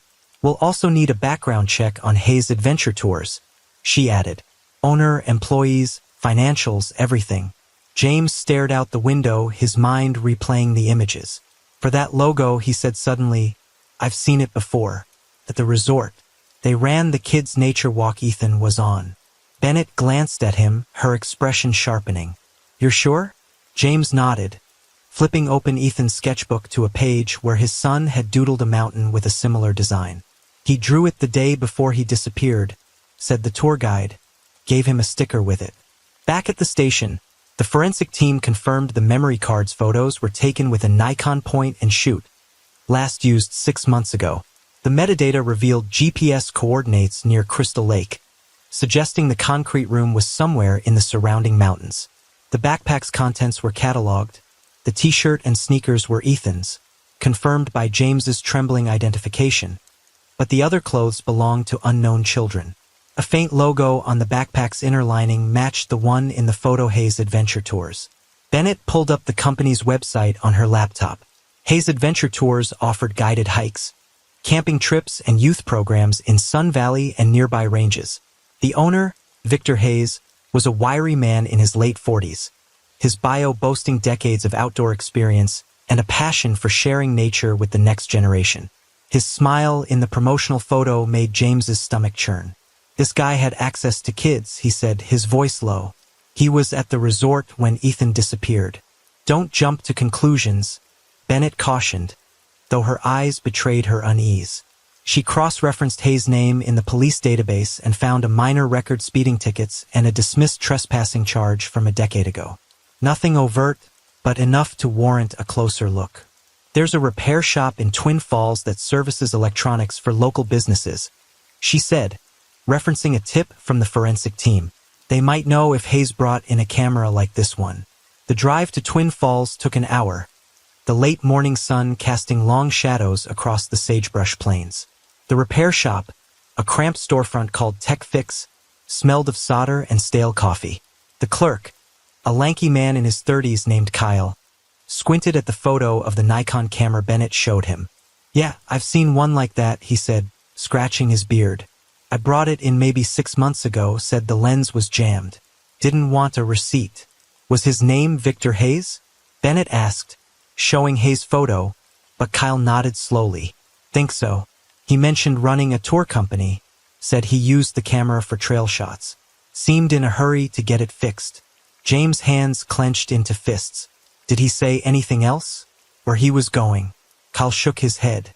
Just grabbed the camera and left. Looked kinda nervous, now that I think about it. Outside, Bennett made a call to request a warrant for Hayes' business records. We've got a connection, but it's circumstantial, she told James. We need more before we can move on him. James wasn't listening. His mind was already racing ahead, piecing together the clues. Hayes had been at the resort. He had the camera. Well, he had Ethan. I'm not waiting for a warrant, he said, his voice hard. I'm gonna find out what he's hiding. Bennett grabbed his arm. James, you go rogue, you could ruin this case. Let me handle it. But James pulled away, his eyes burning. My son's out there, Laura. I'm not sitting around while Hayes covers his tracks. That evening, back at his house, James dug through old resort brochures he'd kept from the trip. One advertised Hayes Adventure Tours, featuring a photo of a white pickup truck with the company's logo on the door. Now the same logo was on the backpack. He cross-referenced the brochure's contact info and found an address for Hayes' office in Ketchum, near Sun Valley. Against Bennett's advice, James drove to Ketchum the next morning, parking across from the small office tucked between a coffee shop and a gear rental store. The sign read Hayes Adventure Tours, but the windows were dark, the door locked. A schedule posted outside listed upcoming trips, including a youth wilderness retreat starting tomorrow at a Columbia base. James waited, watching for any sign of Hayes. Then he noticed a white pickup truck parked behind the building, its license plate starting with VH. His pulse quickened. Victor Hayes. The mountain air was sharp and cold as James Callahan crouched behind a cluster of junipers, his eyes fixed on the weathered cabin nestled in a clearing 100 yards away. The structure was little more than a glorified shed, its log walls stained dark by years of harsh winters, a single chimney puffing thin wisps of smoke into the dusk sky. Victor Hayes' white pickup truck, with its telltale VH license plate, was parked beside it, confirming James' hunch that the tour company owner was here. Somewhere inside that cabin, James felt it in his bones, was a clue to where his son Ethan was being held. Detective Laura Bennett knelt beside him, her binoculars trained on the cabin's lone window, where a faint yellow glow flickered through the curtains. No movement yet, she whispered, her voice low but firm.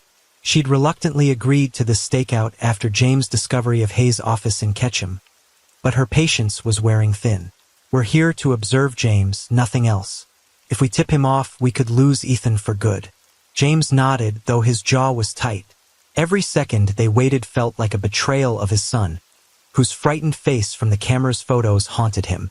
8 months ago, Ethan had vanished from a Sun Valley Resort nature walk, and now, after finding a backpack with Ethan's clothes and a memory card full of disturbing images, Miss James was closer than ever to answers. The logo of Hayes Adventure Tours tied it all together. Hayes had been at the resort, had access to kids, and owned the camera that captured Ethan's captivity. James wasn't about to let bureaucracy slow him down. They'd been watching the cabin for 2 hours, the fading light casting long shadows across the rocky terrain. Bennett had called for backup, but the nearest unit was 30 minutes away, delayed by a washed-out road from recent rains. The isolation of the Columbia Basin, a rugged stretch of Idaho's Sawtooth Range, worked in Hayes' favor, shielding his activities from prying eyes. James' hands itched to act, to storm the cabin and demand answers, but Bennett's warning kept him in check for now. A low rumble broke the silence. Headlights pierced the twilight as a black SUV pulled up beside Hayes' truck. A woman stepped out, her silhouette tall and angular, carrying a duffel bag. She knocked on the cabin door, and a man, Victor Hayes, unmistakable from his wiry frame and close-cropped hair, opened it, ushering her inside.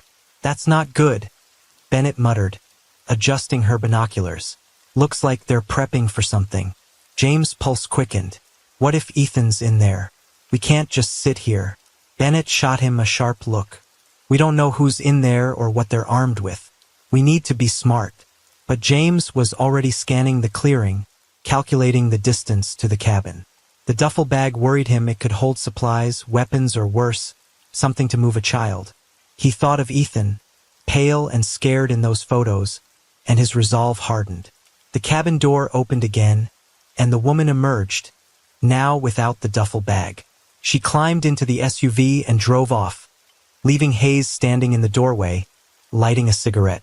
The brief flare of the lighter illuminated his face, cold and calculating. James noticed something glinting on the ground where the SUV had been parked, a small object, half buried in the dirt. "Laura, there's something out there," he whispered, pointing. "I'm gonna check it." "James?" No, Bennett hissed, but he was already moving, staying low as he crept toward the clearing. The risk was reckless, but the need to know outweighed his fear. He reached the spot and brushed away the dirt, revealing a keychain with a tiny metal charm shaped like a mountain, engraved with Hayes Adventure Tours. The key attached was a single key, its teeth worn but functional. James pocketed it, his mind racing. A key to what? The cabin? A vehicle? Something worse?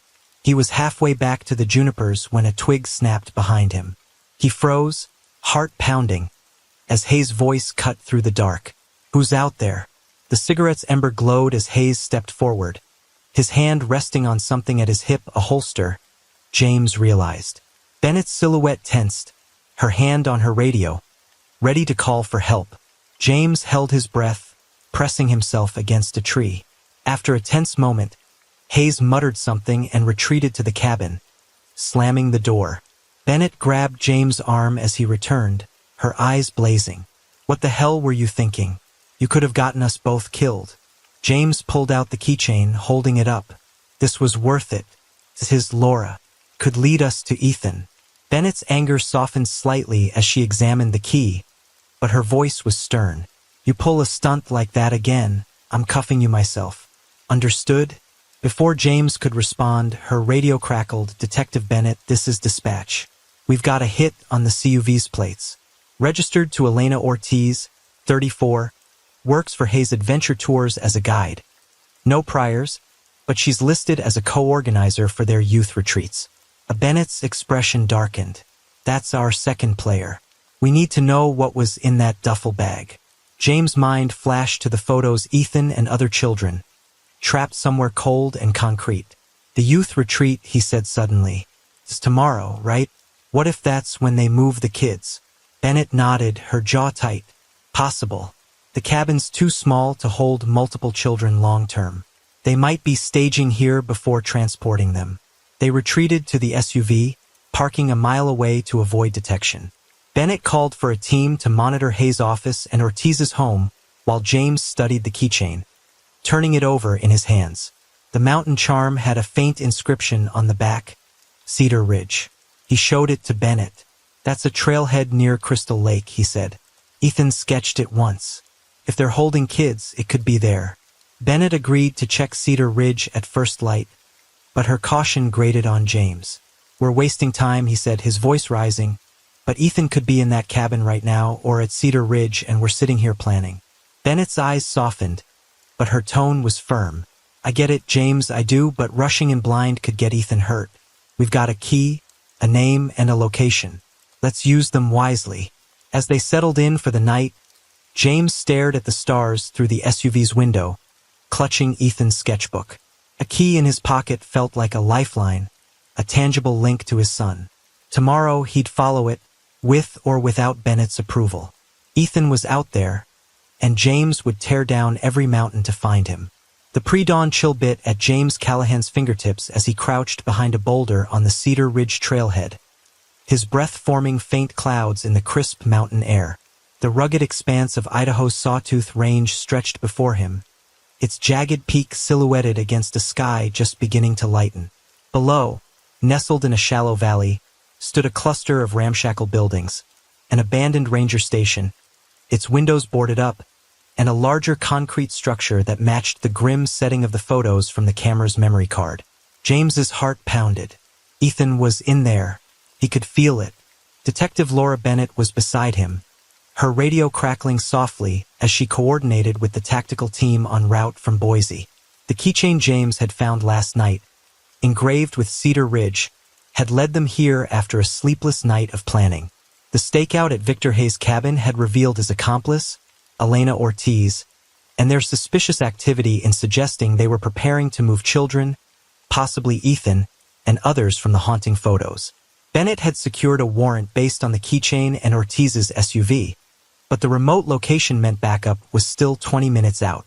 "We wait for the team," Bennett whispered, her eyes scanning the buildings through binoculars. "Hayes and Ortiz are likely armed, and we don't know how many kids are inside." James gripped Ethan's sketchbook, his knuckles white. Waiting felt like abandoning his son, whose frightened face from the memory card haunted every moment. 8 months ago, Ethan had vanished from a Sun Valley Resort nature walk, and now, with Hayes' tour company exposed as a front, James was inches from answers. "If Ethan's in there, I'm not waiting," he said, his voice low but resolute. Bennett's jaw tightened, but before she could argue, a low hum broke the silence. Hayes' white pickup truck rolled into the clearing below, followed by Ortiz's black SUV. Hayes stepped out, carrying a flashlight, while Ortiz hauled a duffel bag similar to the one from the cabin toward the concrete building. A faint cry, muffled but unmistakable, echoed from inside. James' blood ran cold. "That's a kid," he said, standing. "I'm going in." "James, no." Bennett grabbed his arm, but he shook her off, driven by a father's instinct. He sprinted down the rocky slope, staying low to avoid detection, the keychain heavy in his pocket. Bennett cursed under her breath, radioing for the tactical team to expedite, then followed, her weapon drawn but lowered. James reached the edge of the clearing, pressing himself against the concrete building's wall. The cry came again, louder, and his heart lurched. It was Ethan's voice, thin and desperate. A rusted padlock secured the building's door, and James fumbled with the key from the keychain. Slid in with a click, the lock falling away. He pushed the door open, revealing a dimly lit room that reeked of mildew and fear. 3 children, including Ethan, sat huddled on a mattress, their wrists bound with zip ties. Ethan's face, gaunt and bruised, lit up with recognition. "Dad?" he whispered, his voice trembling. James rushed to his son, dropping to his knees and pulling a pocket knife from his belt to cut the ties. "I'm here, buddy," he said, his voice breaking as he freed Ethan's wrists. The other children, a girl and a boy, both around 7, stared at him with wide, terrified eyes. "It's okay," James told them, cutting their bonds. "We're getting you out." Footsteps crunched outside and Hayes' voice barked. "What the hell?" James spun around as Hayes burst through the door, a pistol in his hand. "Who are you?" Hayes demanded, his eyes narrowing at James. Before James could respond, Bennett appeared in the doorway, her gun trained on Hayes. "Police! Drop the weapon," she shouted. Hayes hesitated, his grip tightening, but Ortiz's voice cut through from behind him. "Invictor, don't." She stood in the clearing, the duffel bag at her feet, her hands raised. "It's over." Hayes' face twisted with rage, and he swung the pistol toward Bennett. James acted on instinct, tackling Hayes to the ground. The gun skidded across the concrete, and James pinned Hayes, his fists clenched. "Where's my son been?" he roared, though Ethan was trembling behind him. Bennett cuffed Hayes, her movement swift, while Ortiz dropped to her knees, sobbing. "I didn't want this," Ortiz stammered. "Victor made me help." Bennett ignored her, radioing for the tactical team, now minutes away. James returned to Ethan, pulling him into a fierce embrace. Ethan's thin frame shook against him, his skin cold and clammy. "You're safe now," James whispered, though the words felt hollow. Ethan's eyes were hollow too, carrying a weight no 9-year-old should bear. The tactical team arrived in a storm of dust and sirens, securing Hayes and Ortiz in separate vehicles. Medics swarmed the children, wrapping them in blankets and checking for injuries. Ethan clung to James, refusing to let go, his fingers digging into his father's jacket.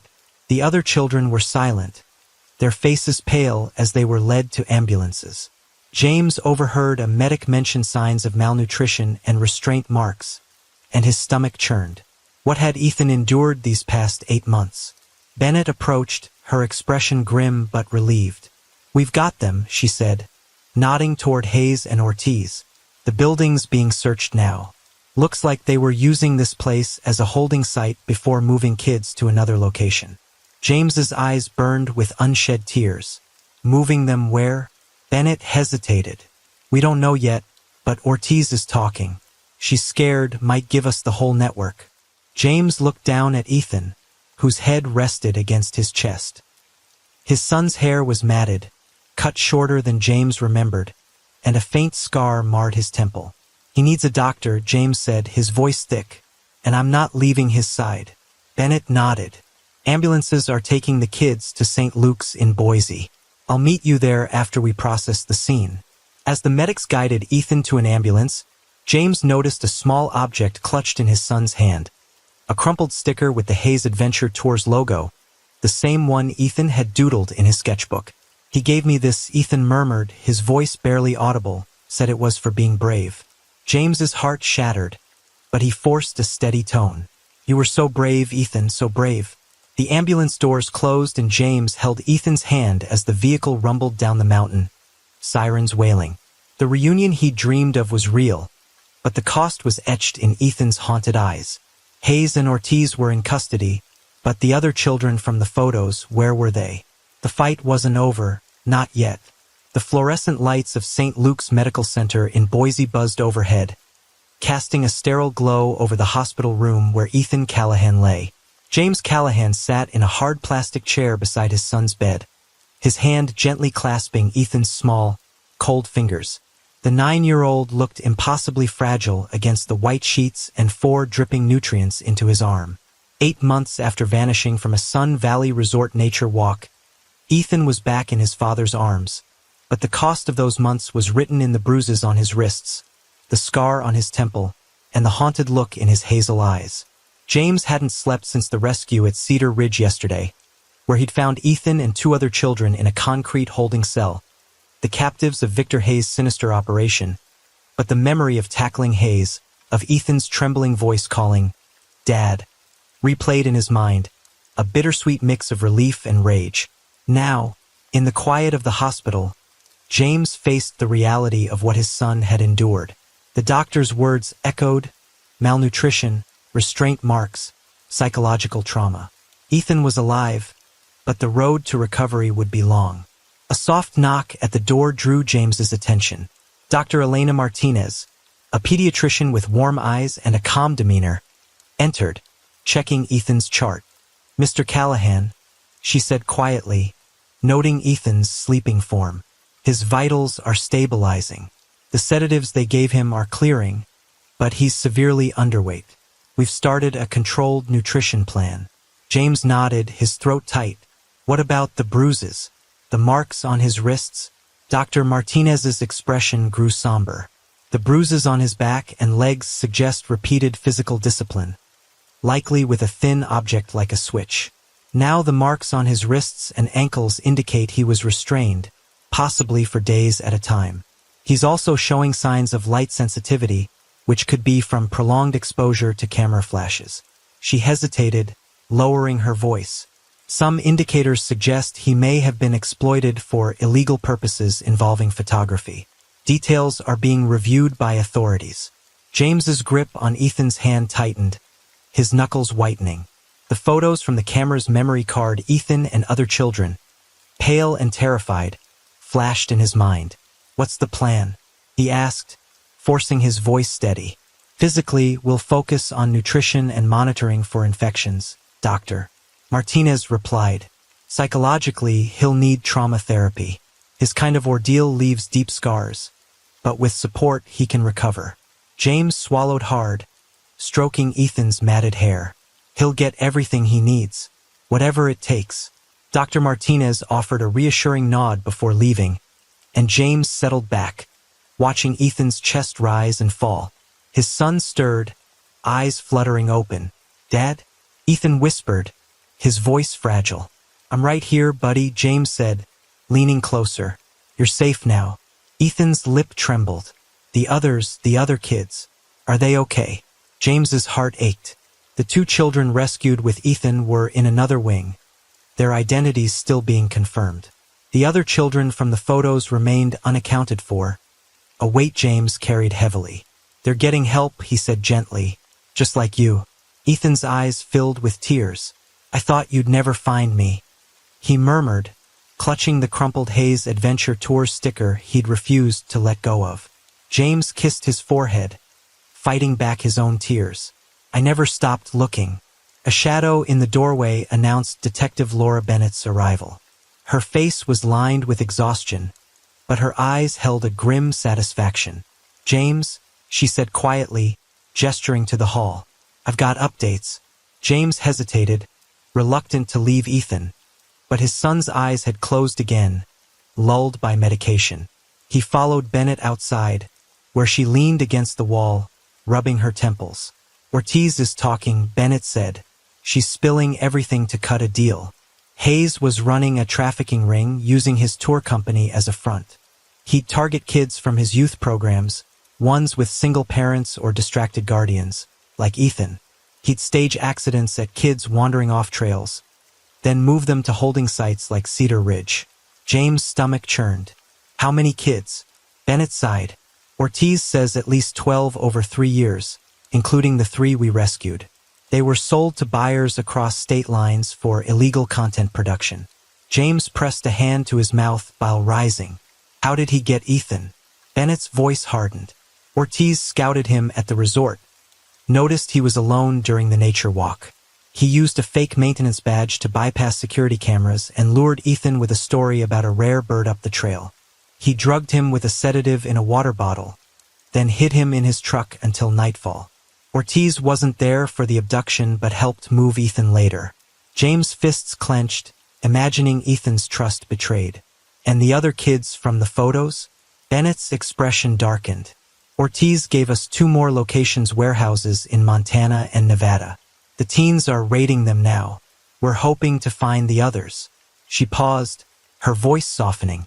James isn't talking, but with Ortiz's testimony and the evidence from Cedar Ridge cameras, restraints, sedatives, he's facing life without parole. Good, James said, his voice cold. Ortiz too. She helped him. Bennett nodded. She'll get time even with the deal.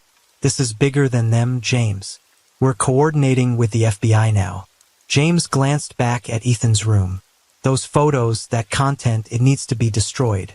No kid deserves to have their pain out there forever. Bennett's eyes met his, resolute. We're on it. Promise. As Bennett left to oversee the raids, James returned to Ethan's bedside. His son was awake, staring at the ceiling.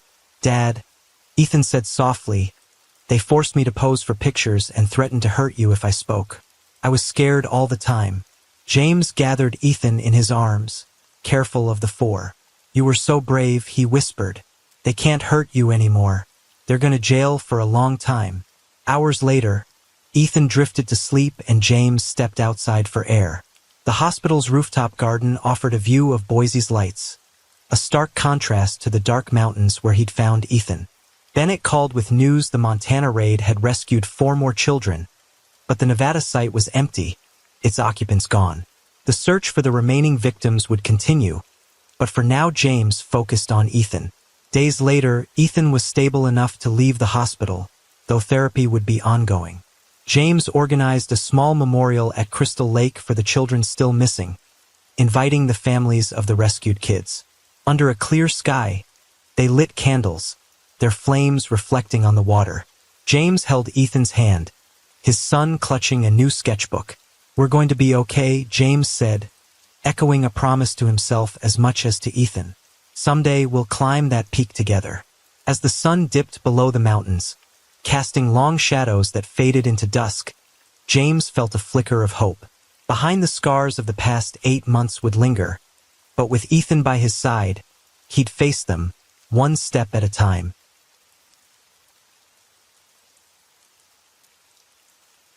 Story 4. Hannah Carter sat in the dim glow of her Augusta, Georgia, living room, surrounded by the ghosts of a year-long nightmare. The small house, once filled with the laughter of her 9-year-old son, Caleb, now felt like a mausoleum.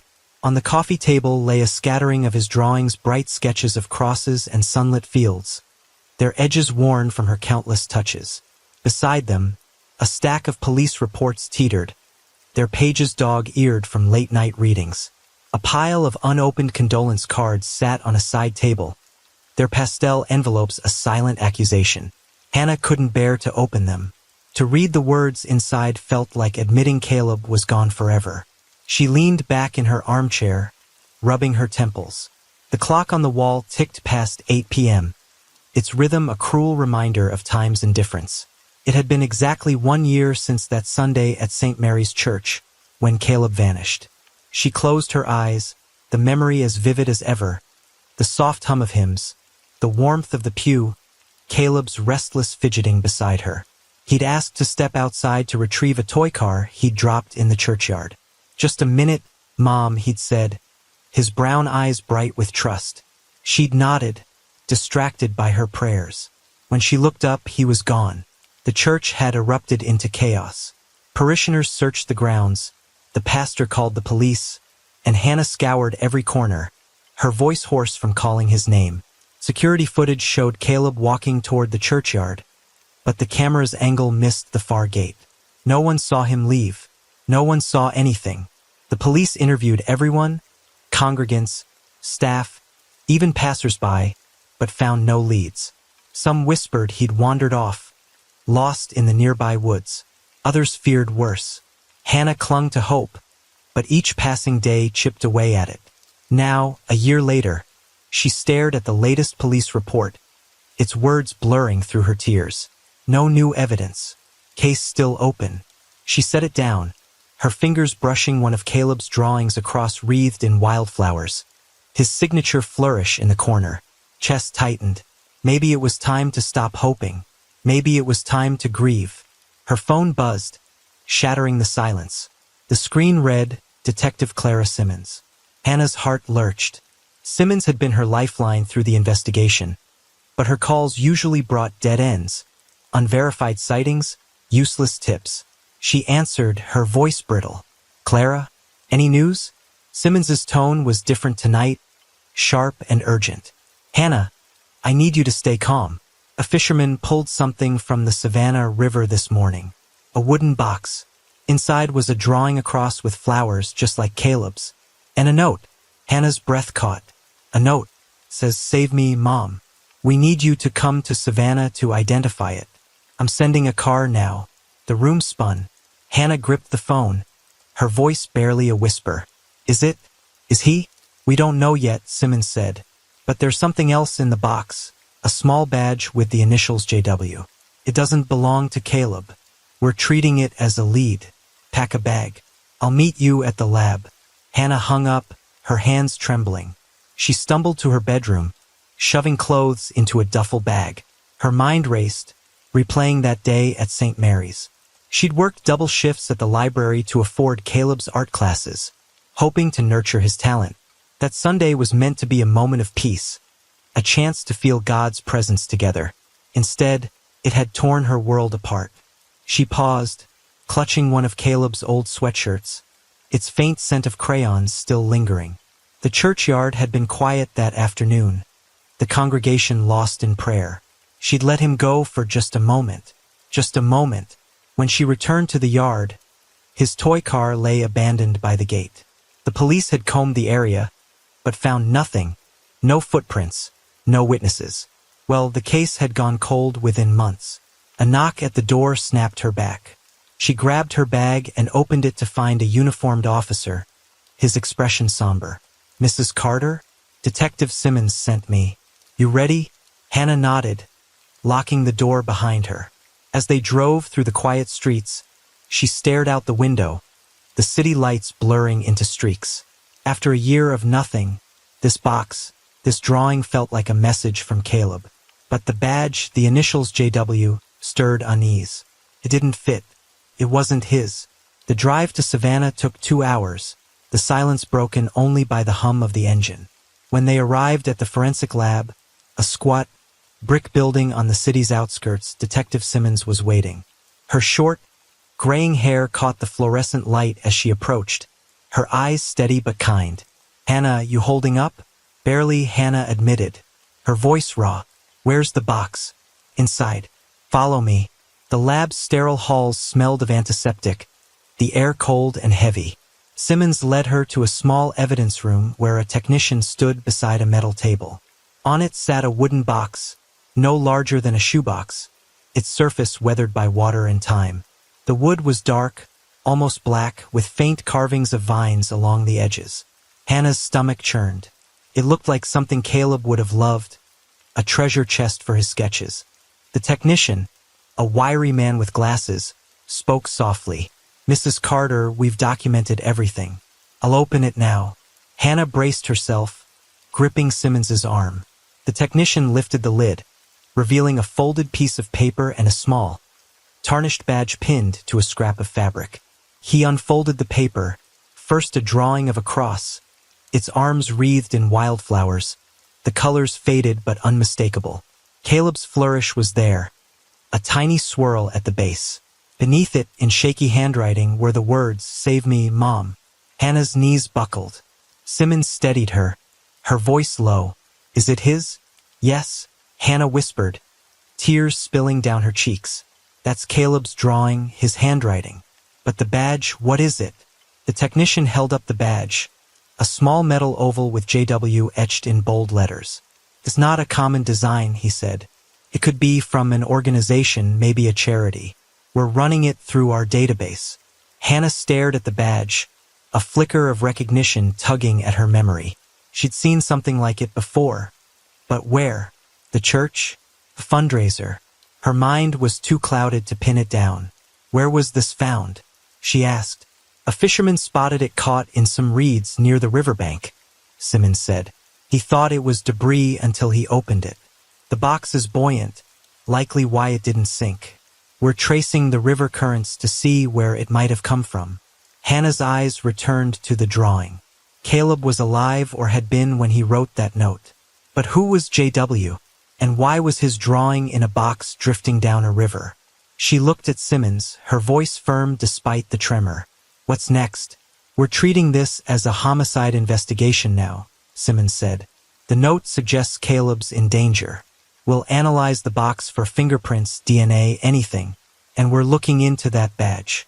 I need you to stay in Savannah for a few days. Can you do that?" Hannah nodded, her resolve hardening. "I want to see the riverbank where it was found. I need to stand there." Simmons hesitated, then agreed. "Tomorrow morning. I'll take you myself. For now, let's get you to a hotel." As they left the lab, Hannah clutched a photo of the drawing she'd taken on her phone. All the cross, the flowers, the desperate plea, they were proof Caleb was out there, fighting to come home. Whoever JW was, they'd made a mistake leaving that box to be found, and Hannah would follow it straight to her son. The morning sun cast long shadows over the Savannah River, its surface glinting like shattered glass. Hannah Carter stood on the muddy bank, her boots sinking slightly into the earth. The air carried the tang of silt and decay, a reminder of the river's relentless pull.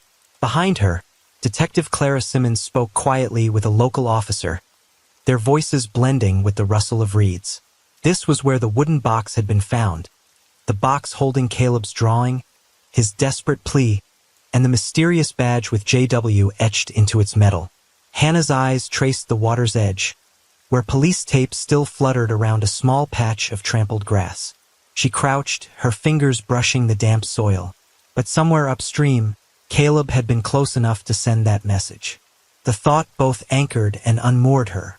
She'd spent the night in a sterile Savannah hotel, unable to sleep, replaying the image of his handwriting. "Save me, Mom."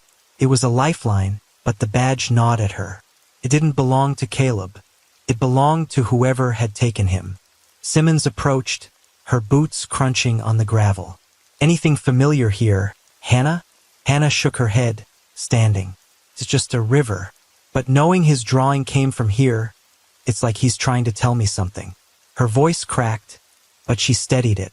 "What do we know about the badge?" "We're cross-referencing it with local organizations," Simmons said. "It's not mass-produced, which helps. The lab's still processing the box for prints or DNA. We also mapped the river currents based on the box's condition. It likely entered the water no more than 50 miles upstream, possibly near Macon." "Macon," Hannah echoed, the name sparking a vague memory.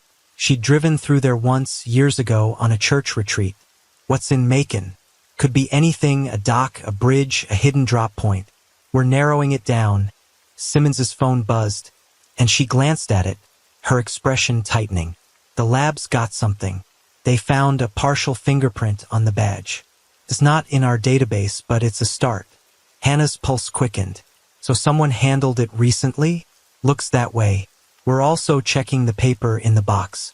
It's standard sketch paper, sold at most art stores. But the ink on the note is unique, a metallic blue. Not common. Might help us trace where it was bought." Hannah nodded, clinging to the details like stepping stones. She turned back to the river, her resolve hardening. "I want to help. I can't just sit in a hotel and wait." Simmons studied her for a moment, then nodded. "All right. There's a market in Savannah today, near the river. The fisherman who found the box mentioned seeing similar wooden boxes sold by a vendor there. It's a long shot, but we can check it out. You up for it?" "Yes," Hannah said without hesitation. "Let's go." The market was a bustling maze of stalls, filled with the chatter of vendors and the scent of fried dough. Hannah followed Simmons through the crowd, her eyes scanning the tables piled with crafts, produce, and trinkets. The energy felt jarring after the quiet of the riverbank, but she forced herself to focus. Somewhere in this chaos might be a clue to Caleb. They stopped at a stall draped in colorful fabrics, where a middle-aged man with weathered hands arranged a display of carved wooden boxes. Hannah's breath caught one looked almost identical to the box from the river, down to the vine carvings. Simmons flashed her badge. "Morning, sir. I'm Detective Simmons. Mind if we ask about these boxes?" The vendor, who introduced himself as Tom, nodded warily. "Sure. What's this about?"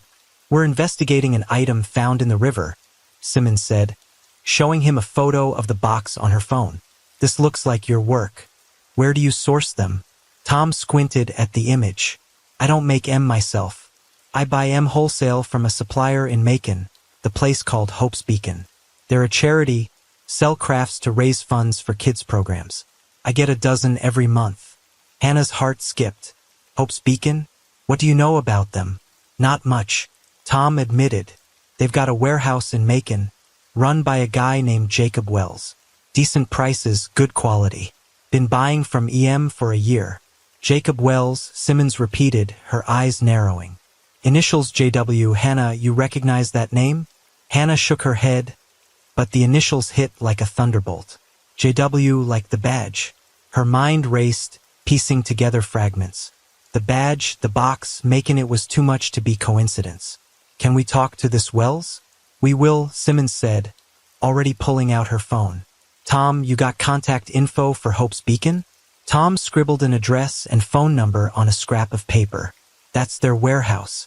Wells doesn't come to the market himself, but he's usually there. As they left the stall, Simmons called her precinct, requesting a background check on Jacob Wells and Hope's Beacon. Hannah clutched the photo of Caleb's drawing in her pocket, her fingers tracing its edges. The market's noise faded as she focused on the name, Jacob Wells. Was he the one who'd taken her son? The thought sent a chill through her, but also a spark of purpose. She was getting closer. Back at the precinct, Simmons spread out a map of Georgia on a conference table.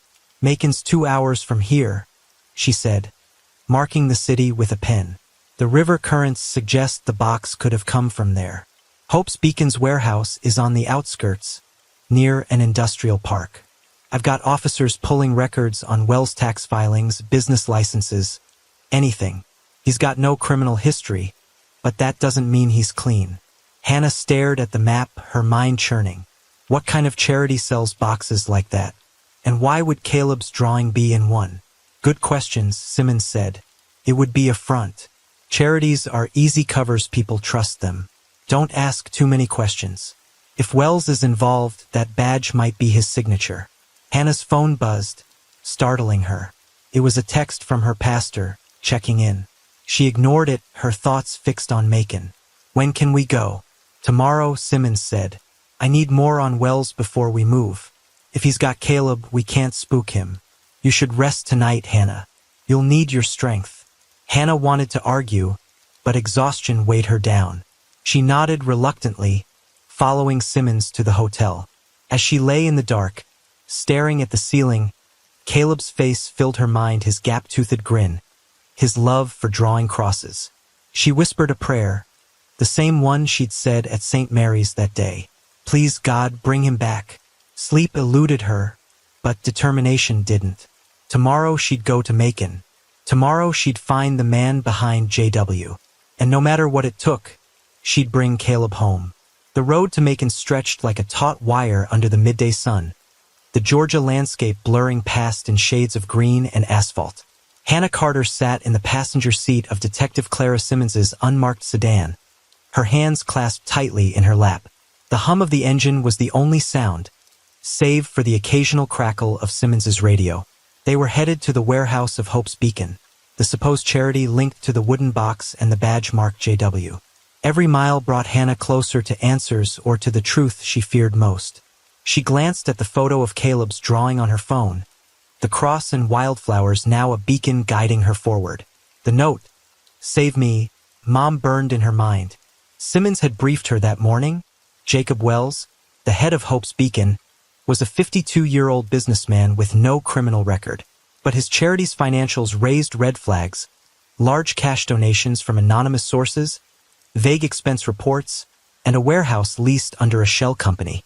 The badge's partial fingerprint hadn't matched any database, but the metallic blue ink on Caleb's note traced to a specialty art store in Macon, just miles from Wells's operation. You sure you're ready for this? Simmons asked, her eyes flicking from the road to Hannah. If Wells is involved, things could get messy. I've been ready for a year, Hannah replied, her voice steady despite the knot in her chest. The Caleb's there. I'm not leaving without him. Simmons nodded, her jaw tight. We're not storming in. We'll scout the warehouse, talk to whoever's there, and gather enough for a warrant if we need it. My team's on standby, and local PD's been briefed. We do this by the book. Hannah didn't argue, but her thoughts churned. A year ago, at St. Mary's Church, she'd let Caleb slip away for a moment, and it had cost her everything. She wouldn't hesitate now, rules or not. The warehouse sat on the edge of Macon's industrial park, a squat, gray building surrounded by chain-link fencing and overgrown weeds. A faded sign reading Hope's Beacon hung above the entrance, its letters peeling. Simmons parked a block away, scanning the lot. A single van idled near the loading dock, and a man in a baseball cap carried a crate inside. Quiet for a charity, Simmons muttered, pulling out binoculars. No foot traffic, no volunteers. Doesn't add up. Hannah's eyes locked on the building. Caleb could be in there. We'll find out, Simmons said, radioing her team to hold position. Let's take a closer look. They approached on foot, sticking to the shadows of a neighboring lot. The air smelled of oil and rust, the warehouse's walls streaked with grime. Through a cracked window, Hannah glimpsed stacks of wooden boxes like the one from the river, alongside crates labeled donations. Her pulse raced. This was no charity, it was a facade. Simmons motioned for her to stay low as they neared the entrance. A woman in her 30s, with sharp features and a clipboard, stepped out, speaking into a phone. Yes, Mr. Wells, the shipment's ready. We'll move it tonight. She paused, then added, the kid's been quiet. No issues. Hannah's blood ran cold. She grabbed Simmons' arm, whispering fiercely, Did you hear that? She said the kid. It's Caleb. Simmons' face hardened. Stay here, Hannah. I'm going in to ask questions. If I'm not out in 10 minutes, call this number. She handed Hannah a card with a precinct contact. Before Hannah could protest, Simmons strode toward the woman, badge in hand. Excuse me, ma'am. Detective Clara Simmons, Macon PD. I'd like to speak with Jacob Wells about your operations. The woman, Laura Pierce, according to her name tag, froze, her phone slipping slightly. Mr. Wells isn't here. What's this about? Routine inspection, Simmons said smoothly. We've had reports of unregistered shipments. Mind if I take a look inside? Pierce hesitated, her eyes darting to the warehouse. I'd need to call my supervisor. Do that, Simmons said, stepping closer. But I'm coming in now. Hannah watched from her hiding spot, her heart pounding. Pierce led Simmons inside, the door clanging shut. Seconds stretched into minutes. She checked her watch, 5 minutes gone. Her instinct screamed to act. If Caleb was inside, she couldn't wait. Against Simmons' orders, she crept toward a side entrance, a rusted door half hidden by weeds. It was unlocked. Inside, the warehouse was a labyrinth of crates and shadows, the air thick with dust. Hannah moved silently, her eyes adjusting to the dim light. Voices echoed from deeper within Simmons' calm tone and Pierce's nervous replies. She followed a narrow corridor, passing shelves of wooden boxes and bags labeled craft supplies. At the end, a locked door bore a sign, storage. Her breath hitched. Something about it felt wrong. She pressed her ear to the door. A faint sound came from within, a soft, rhythmic tapping, like fingers on wood. Caleb? She whispered, her voice trembling. The tapping stopped, then resumed, faster. Her hands shook as she tested the knob. Locked. She scanned the corridor, spotting a crowbar leaning against a crate. With it, she pried the door open, the wood splintering. The room was small, lit by a single bulb. In the corner, on a thin mattress, sat a boy. His hair was shorter, his frame gaunt, but those brown eyes, Hannah would know them anywhere. Caleb, she gasped, dropping the crowbar. Mom? His voice was weak, disbelieving. He scrambled to his feet, but a chain around his ankle stopped him short. Tears streamed down Hannah's face as she rushed to him, pulling him into her arms. His thin body trembled against hers.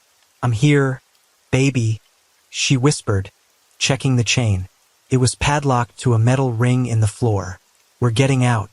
Before she could search for the crowbar, footsteps echoed behind her. Pierce stood in the doorway, her face pale. You shouldn't be here, she said, her voice shaking. She held a phone, her thumb hovering over the screen. Where's the key? Hannah demanded, standing between Pierce and Caleb. Let him go. Pierce's eyes flicked to Caleb, then back to Hannah. I can't. Wells will now. Hannah shouted, stepping forward. Pierce flinched, dropping the phone. From the corridor, Simmons appeared, her gun drawn but low. Laura Pierce stepped back. Hands where I can see them. Pierce complied, her shoulders slumping. Simmons cuffed her, then knelt by Caleb, examining the chain. We need bolt cutters. My team's outside. She radioed for backup, her voice clipped. Hannah, stay with him. We've got this. Hannah sank beside Caleb, stroking his hair. "You're safe now," she murmured, though her heart still raced. Pierce's phone lay on the floor, its screen glowing with an unsent message. "She's here. Move the kid." Hannah's stomach churned. Wells was close, and he knew they were onto him. As sirens wailed in the distance, Hannah held Caleb tighter. They'd found him, but this wasn't over. Not until Wells was caught. The warehouse's dim corridors echoed with the wail of sirens as Hannah Carter cradled her son, Caleb, on the cold concrete floor. His thin frame trembled in her arms, the chain around his ankle a cruel reminder of the years stolen from them. Detective Clara Simmons stood guard at the storage room's door, her radio crackling with updates from the Macon police converging outside. Laura Pierce, now handcuffed, sat slumped against the wall, her face a mask of defeat. But Hannah's relief at finding Caleb was tempered by the chilling message on Pierce's phone. "She's here. Move the kid." Jacob Wells, the man behind JW, was still out there, and he knew they'd found his hideout. "Caleb, look at me," Hannah whispered, brushing his matted hair from his forehead. His brown eyes, dulled by months of captivity, met hers. "You're safe now. I'm not letting go." He nodded weakly, his voice a rasp. "I knew you'd come, Mom. I kept drawing, hoping you'd see." Hannah's throat tightened. The cross with wildflowers, the note in metallic blue ink, it had been his lifeline, his cry across the Savannah River. She kissed his forehead, fighting back tears. "I saw a baby. I'm here." Simmons knelt beside them, bolt cutters in hand, backup securing the perimeter. "We'll have you out in a second." With a sharp snap, she severed the chain, freeing Caleb's ankle. He winced, the skin raw and bruised, but clung to Hannah as she helped him stand. "We need to move," Simmons said, her eyes scanning the corridor. "Wells wasn't in the warehouse, but that message means he's close. My team's sweeping the area, but we're not safe here." Hannah nodded, supporting Caleb's weight. His legs wobbled, but he gripped her hand tightly. "Can you walk, sweetheart?" "I think so," he murmured, determination flickering in his eyes. Simmons led them through the warehouse, past crates of wooden boxes and bags marked donations. The air was thick with dust and tension, the distant shouts of officers punctuating the silence. A police car trailed behind, escorted by a uniformed officer. As they neared the exit, Simmons' radio crackled. "Detective, we've got movement at the back lot. Black SUV, no plates, heading for the main road." With Simmons' jaw tightened. "That's him. Wells, get units to block the exits." Now she turned to Hannah. "Stay close. We're getting you to a squad car." They stepped into the blinding sunlight, the warehouse lot now a hive of activity. For police cruisers lined the perimeter, their lights flashing. Officers shouted commands, directing a handful of warehouse workers to the ground. Hannah shielded Caleb's eyes, her heart racing. Wells was slipping away, and with him, the answers to why her son had been taken. Simmons waved over a young officer. "Get them to the safe zone by the command post. I'm joining the pursuit." "No," Hannah said, her voice sharp. "I'm not hiding. If Wells is out there, I want to know he's caught." Simmons hesitated, then nodded. "All right, but you stay with Officer Daniels. Caleb needs you safe." She sprinted toward a cruiser, barking orders into her radio. Daniels, a stocky officer with a calm demeanor, guided Hannah and Caleb to a police van parked behind a barricade. "You're secure here," he said, opening the door. "Paramedics are en route to check on the boy." Hannah helped Caleb into the van, her eyes fixed on the chaos unfolding. In the distance, tires screeched as an SUV sped past the warehouse fence, pursued by 3 police cars. Her stomach churned. Wells was desperate, and desperate men were dangerous. Caleb tugged her sleeve, his voice small. "Mom, he made me draw for them, take pictures for people who gave money. They said it was for charity, but it wasn't." Hannah's blood ran cold. "What kind of charity, Caleb?" He shook his head, tears welling. "I don't know. They kept me in different places, sometimes with other kids. They'd lock us up, make us work. If we didn't, his voice trailed off, his hands trembling. She pulled him close, rage simmering beneath her fear. Hope's beacon wasn't just a front, It was a machine, exploiting children like Caleb under the guise of goodwill. She looked at Daniels. How many kids are we talking about? We're searching the warehouse now, he said. Found some locked rooms, signs of others being held. Your son's statement will help us piece it together. Before Hannah could respond, a crackle came from Daniel's radio. Suspect vehicle cornered at Riverside Drive. Wells is on foot, heading toward the Market District. All units converge. Hannah's pulse surged. The Market District Macon's bustling hub, crowded with stalls and shoppers. Wells was trying to vanish into the chaos. She glanced at Caleb, his exhausted face pale against the van's seat. He needed her, but Wells needed to be stopped. Officer, can you stay with Caleb? I have to see this through. Daniels frowned. Ma'am, it's not safe, please, she cut in. He's all I have. I need to know Wells can't hurt him again. After a moment, Daniels nodded. Paramedics are here. I'll stay with him.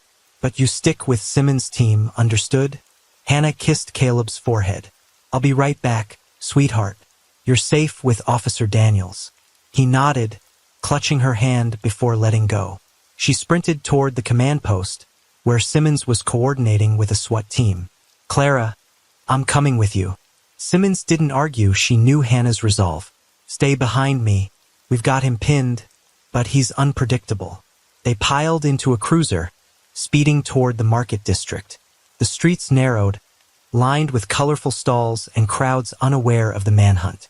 Officers had cordoned off a section near a central square, where Wells had abandoned his UV. Simmons led Hannah to a vantage point behind a police barricade, her eyes scanning the throng. He's in there somewhere, she muttered. Witnesses saw him duck into an alley. Hannah's gaze darted across the market, her instincts sharp. A flash of movement caught her eye, a man in a dark jacket, weaving through a crowd near a produce stall. His pace was too deliberate, his head low. There, she said, pointing. That's him. Simmons radioed the sighting and officers moved in. Their shouts cutting through the market's din. Wells glanced back, his face pale and gaunt, and broke into a run. The crowd parted, some screaming, as police closed the gap. Hannah's heart pounded, she couldn't lose him now. Wells darted into a narrow alley, officers on his heels. Simmons pulled Hannah along, staying just behind the pursuit. The alley opened into a courtyard, where Wells stumbled, trapped by a high brick wall.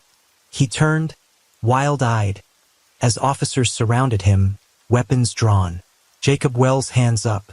Simmons shouted. Wells raised his hands slowly, his expression shifting from panic to a chilling calm. You don't understand, he said, his voice low. This was bigger than me. Save it for the station, Simmons snapped, cuffing him. She turned to Hannah, her face grim but relieved. We've got him. Hannah stared at Wells, her rage boiling. Why Caleb? She demanded. Why my son? Wells met her gaze, unrepentant. He was perfect. Those drawings, people paid good money for his work. You should be proud. She lunged forward, but Simmons held her back. He's not worth it, Hannah. He's done. As officers led Wells away, Hannah's knees buckled. She'd found Caleb, and now Wells was in custody. But his words echoed bigger than me. This wasn't over. Not yet. The fluorescent lights of Macon General Hospital buzzed softly, casting a sterile glow over the room where Caleb Carter lay. Hannah Carter sat beside his bed, her hand gently clasping his. His small frame looked fragile against the white sheets, and 4 dripping nutrients into his arm. The bruises on his wrists and ankles, marks of the chain that had bound him, were fading, but the weariness in his eyes told a deeper story. It had been 2 days since his rescue from the warehouse, 2 days since Jacob Wells's capture in the chaotic Macon market. Yet, for Hannah, the world still felt unsteady, balanced between relief and the weight of what her son had endured. Caleb stirred, his eyelids fluttering open. Mom? He whispered, his voice stronger than it had been. I'm here, sweetheart, Hannah said, squeezing his hand. Right here. He managed a small smile, but it faltered. Are they gone? The bad people? They're gone, she assured him. They can't hurt you anymore. Her words were firm, but her mind churned with what she'd learned. Wells's chilling claim this was bigger than me had unraveled a network far darker than she'd imagined. She pushed the thought aside, focusing on Caleb. He needed her strength now, not her fear. A hospital door opened, and Detective Clara Simmons stepped in, her expression a mix of exhaustion and resolve. She'd been at the precinct non-stop, interrogating Wells and his accomplice, Laura Pierce. "Hannah, Caleb," she said, nodding respectfully. "How's he doing?" "Better," Hannah said, glancing at her son. "The doctors say he's malnourished, but he'll recover physically with time." Emotionally, she trailed off, her throat tightening. Simmons nodded, understanding. "He's tough like his mom." She pulled a chair closer, lowering her voice. "I've got updates. You want to hear them now?" Hannah hesitated, then nodded. "Caleb, is it okay if I talk to Detective Simmons outside for a minute?" He clutched her hand tighter, fear flickering in his eyes. "Don't go far. I'll be right there," she said, pointing to the glass window by the door. "You can see me the whole time." Reluctantly, he let go, and Hannah followed Simmons into the corridor. "What did you find?" Hannah asked, her voice low but urgent. Simmons rubbed her eyes, the strain of the case evident. "Pierce is talking. She's desperate for a deal, and it's paying off. Hope's Beacon was a front for a trafficking ring, kids, forced to create art or crafts sold as charity work. The profits funded a network across 3 states. Caleb was one of at least a dozen children they held, moved between safe houses to avoid detection." Hannah's stomach churned. "How did they get him?" "At the church, how?" "Pierce says Wells scouted targets at community events," Simmons explained. "He'd been at St. Mary's for a fundraiser a week before Caleb went missing. Saw him drawing. Knew he'd be valuable. That Sunday, Wells posed as a groundskeeper, using a stolen key to disable the churchyard camera. When Caleb stepped outside, Wells lured him with a story about a lost puppy, then drugged him and slipped him into a van parked nearby. The congregation was too focused on the service to notice." Hannah closed her eyes, picturing Caleb's trusting face. "He was alone for seconds, just seconds." "I know," Simmons said softly. "Wells was calculated, but he used the charity's reputation to deflect suspicion, even donated to the church to gain trust." "What about the box?" Hannah asked. "How did Caleb's drawing end up in the river?" "Pierce says Caleb was defiant, kept sneaking notes into his work. He hid that drawing in a box meant for shipment, hoping someone would find it. Wells's crew missed it, and it got dumped in the Savannah River during a transfer. The badge with JW was Wells's. He pinned it to crates as a mark of ownership. Sloppy mistake." Hannah's hands clenched. "And the other kids? We raided a safe house on Cedar Island last night, based on Pierce's intel. Found 5 more children, all under 12. They're in care now, and we're identifying their families. Wells isn't talking, but Pierce's confession and the evidence crates, financial records, sedatives in the warehouse tie him to enough charges for multiple life sentences." Hannah exhaled, a mix of relief and rage. "Will Pierce walk?" "She'll get a reduced sentence for cooperating," Simmons admitted. "But she's not walking. She coordinated logistics, knew what Wells was doing. She'll face years behind bars." Hannah glanced through the window at Caleb, now watching a nurse adjust his IV. "Those kids, their drawings, their pain, it's out there being sold. It needs to be destroyed. We're working with federal agents to seize and destroy any materials," Simmons said. "This is bigger than Macon, but we're shutting it down. Promise." Hannah nodded, her resolve hardening. "What do you need from us?" "A statement from you, and eventually from Caleb when he's ready," Simmons said. "To rush. His recovery comes first." "Thank you, Clara," Hannah said, her voice thick, "for finding him. For everything." Simmons squeezed her shoulder. "You found him, Hannah. That drawing, your persistence, it broke this case open." As Simmons left, Hannah returned to Caleb's side. He was awake, staring at the ceiling.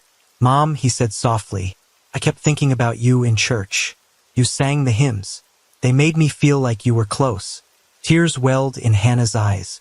"You were never far from me, Caleb. Not once." She sat on the bed, careful not to jostle his IV. "We're going home soon, and we'll sing those hymns together. As loud as you want." He smiled faintly, then his face clouded. I was scared you'd forget me. Never, she said fiercely. I looked for you every day. I prayed every night. You're my heart, Caleb. He leaned into her, his breathing steadying. For the first time in a year, Hannah felt a flicker of peace. The road ahead would be long therapy, nightmares, rebuilding trust. But they were together. That was enough. Days later, back in Augusta, Hannah stood in St. Mary's Church, Caleb at her side. The congregation had organized a quiet service to pray for the rescued children and their families. Sunlight streamed through the stained glass windows, casting colors across the pews. Caleb held a new sketchbook, his fingers tracing the outline of a cross. He hadn't drawn since the hospital, but today he'd asked for paper. As the choir sang, Hannah knelt, her hand resting on Caleb's. She'd lost her faith in those dark months. But here, with her son beside her, it felt renewed not in the church's walls, but in the love that had carried them through. The hymn swelled, its notes echoing like a promise. Amazing grace, how sweet the sound. Outside, the churchyard bloomed with wildflowers, their petals swaying in the breeze. Hannah glanced at Caleb, his face lit with a tentative hope. They'd heal together one day at a time, and in their hearts, the lost hymn would sing on.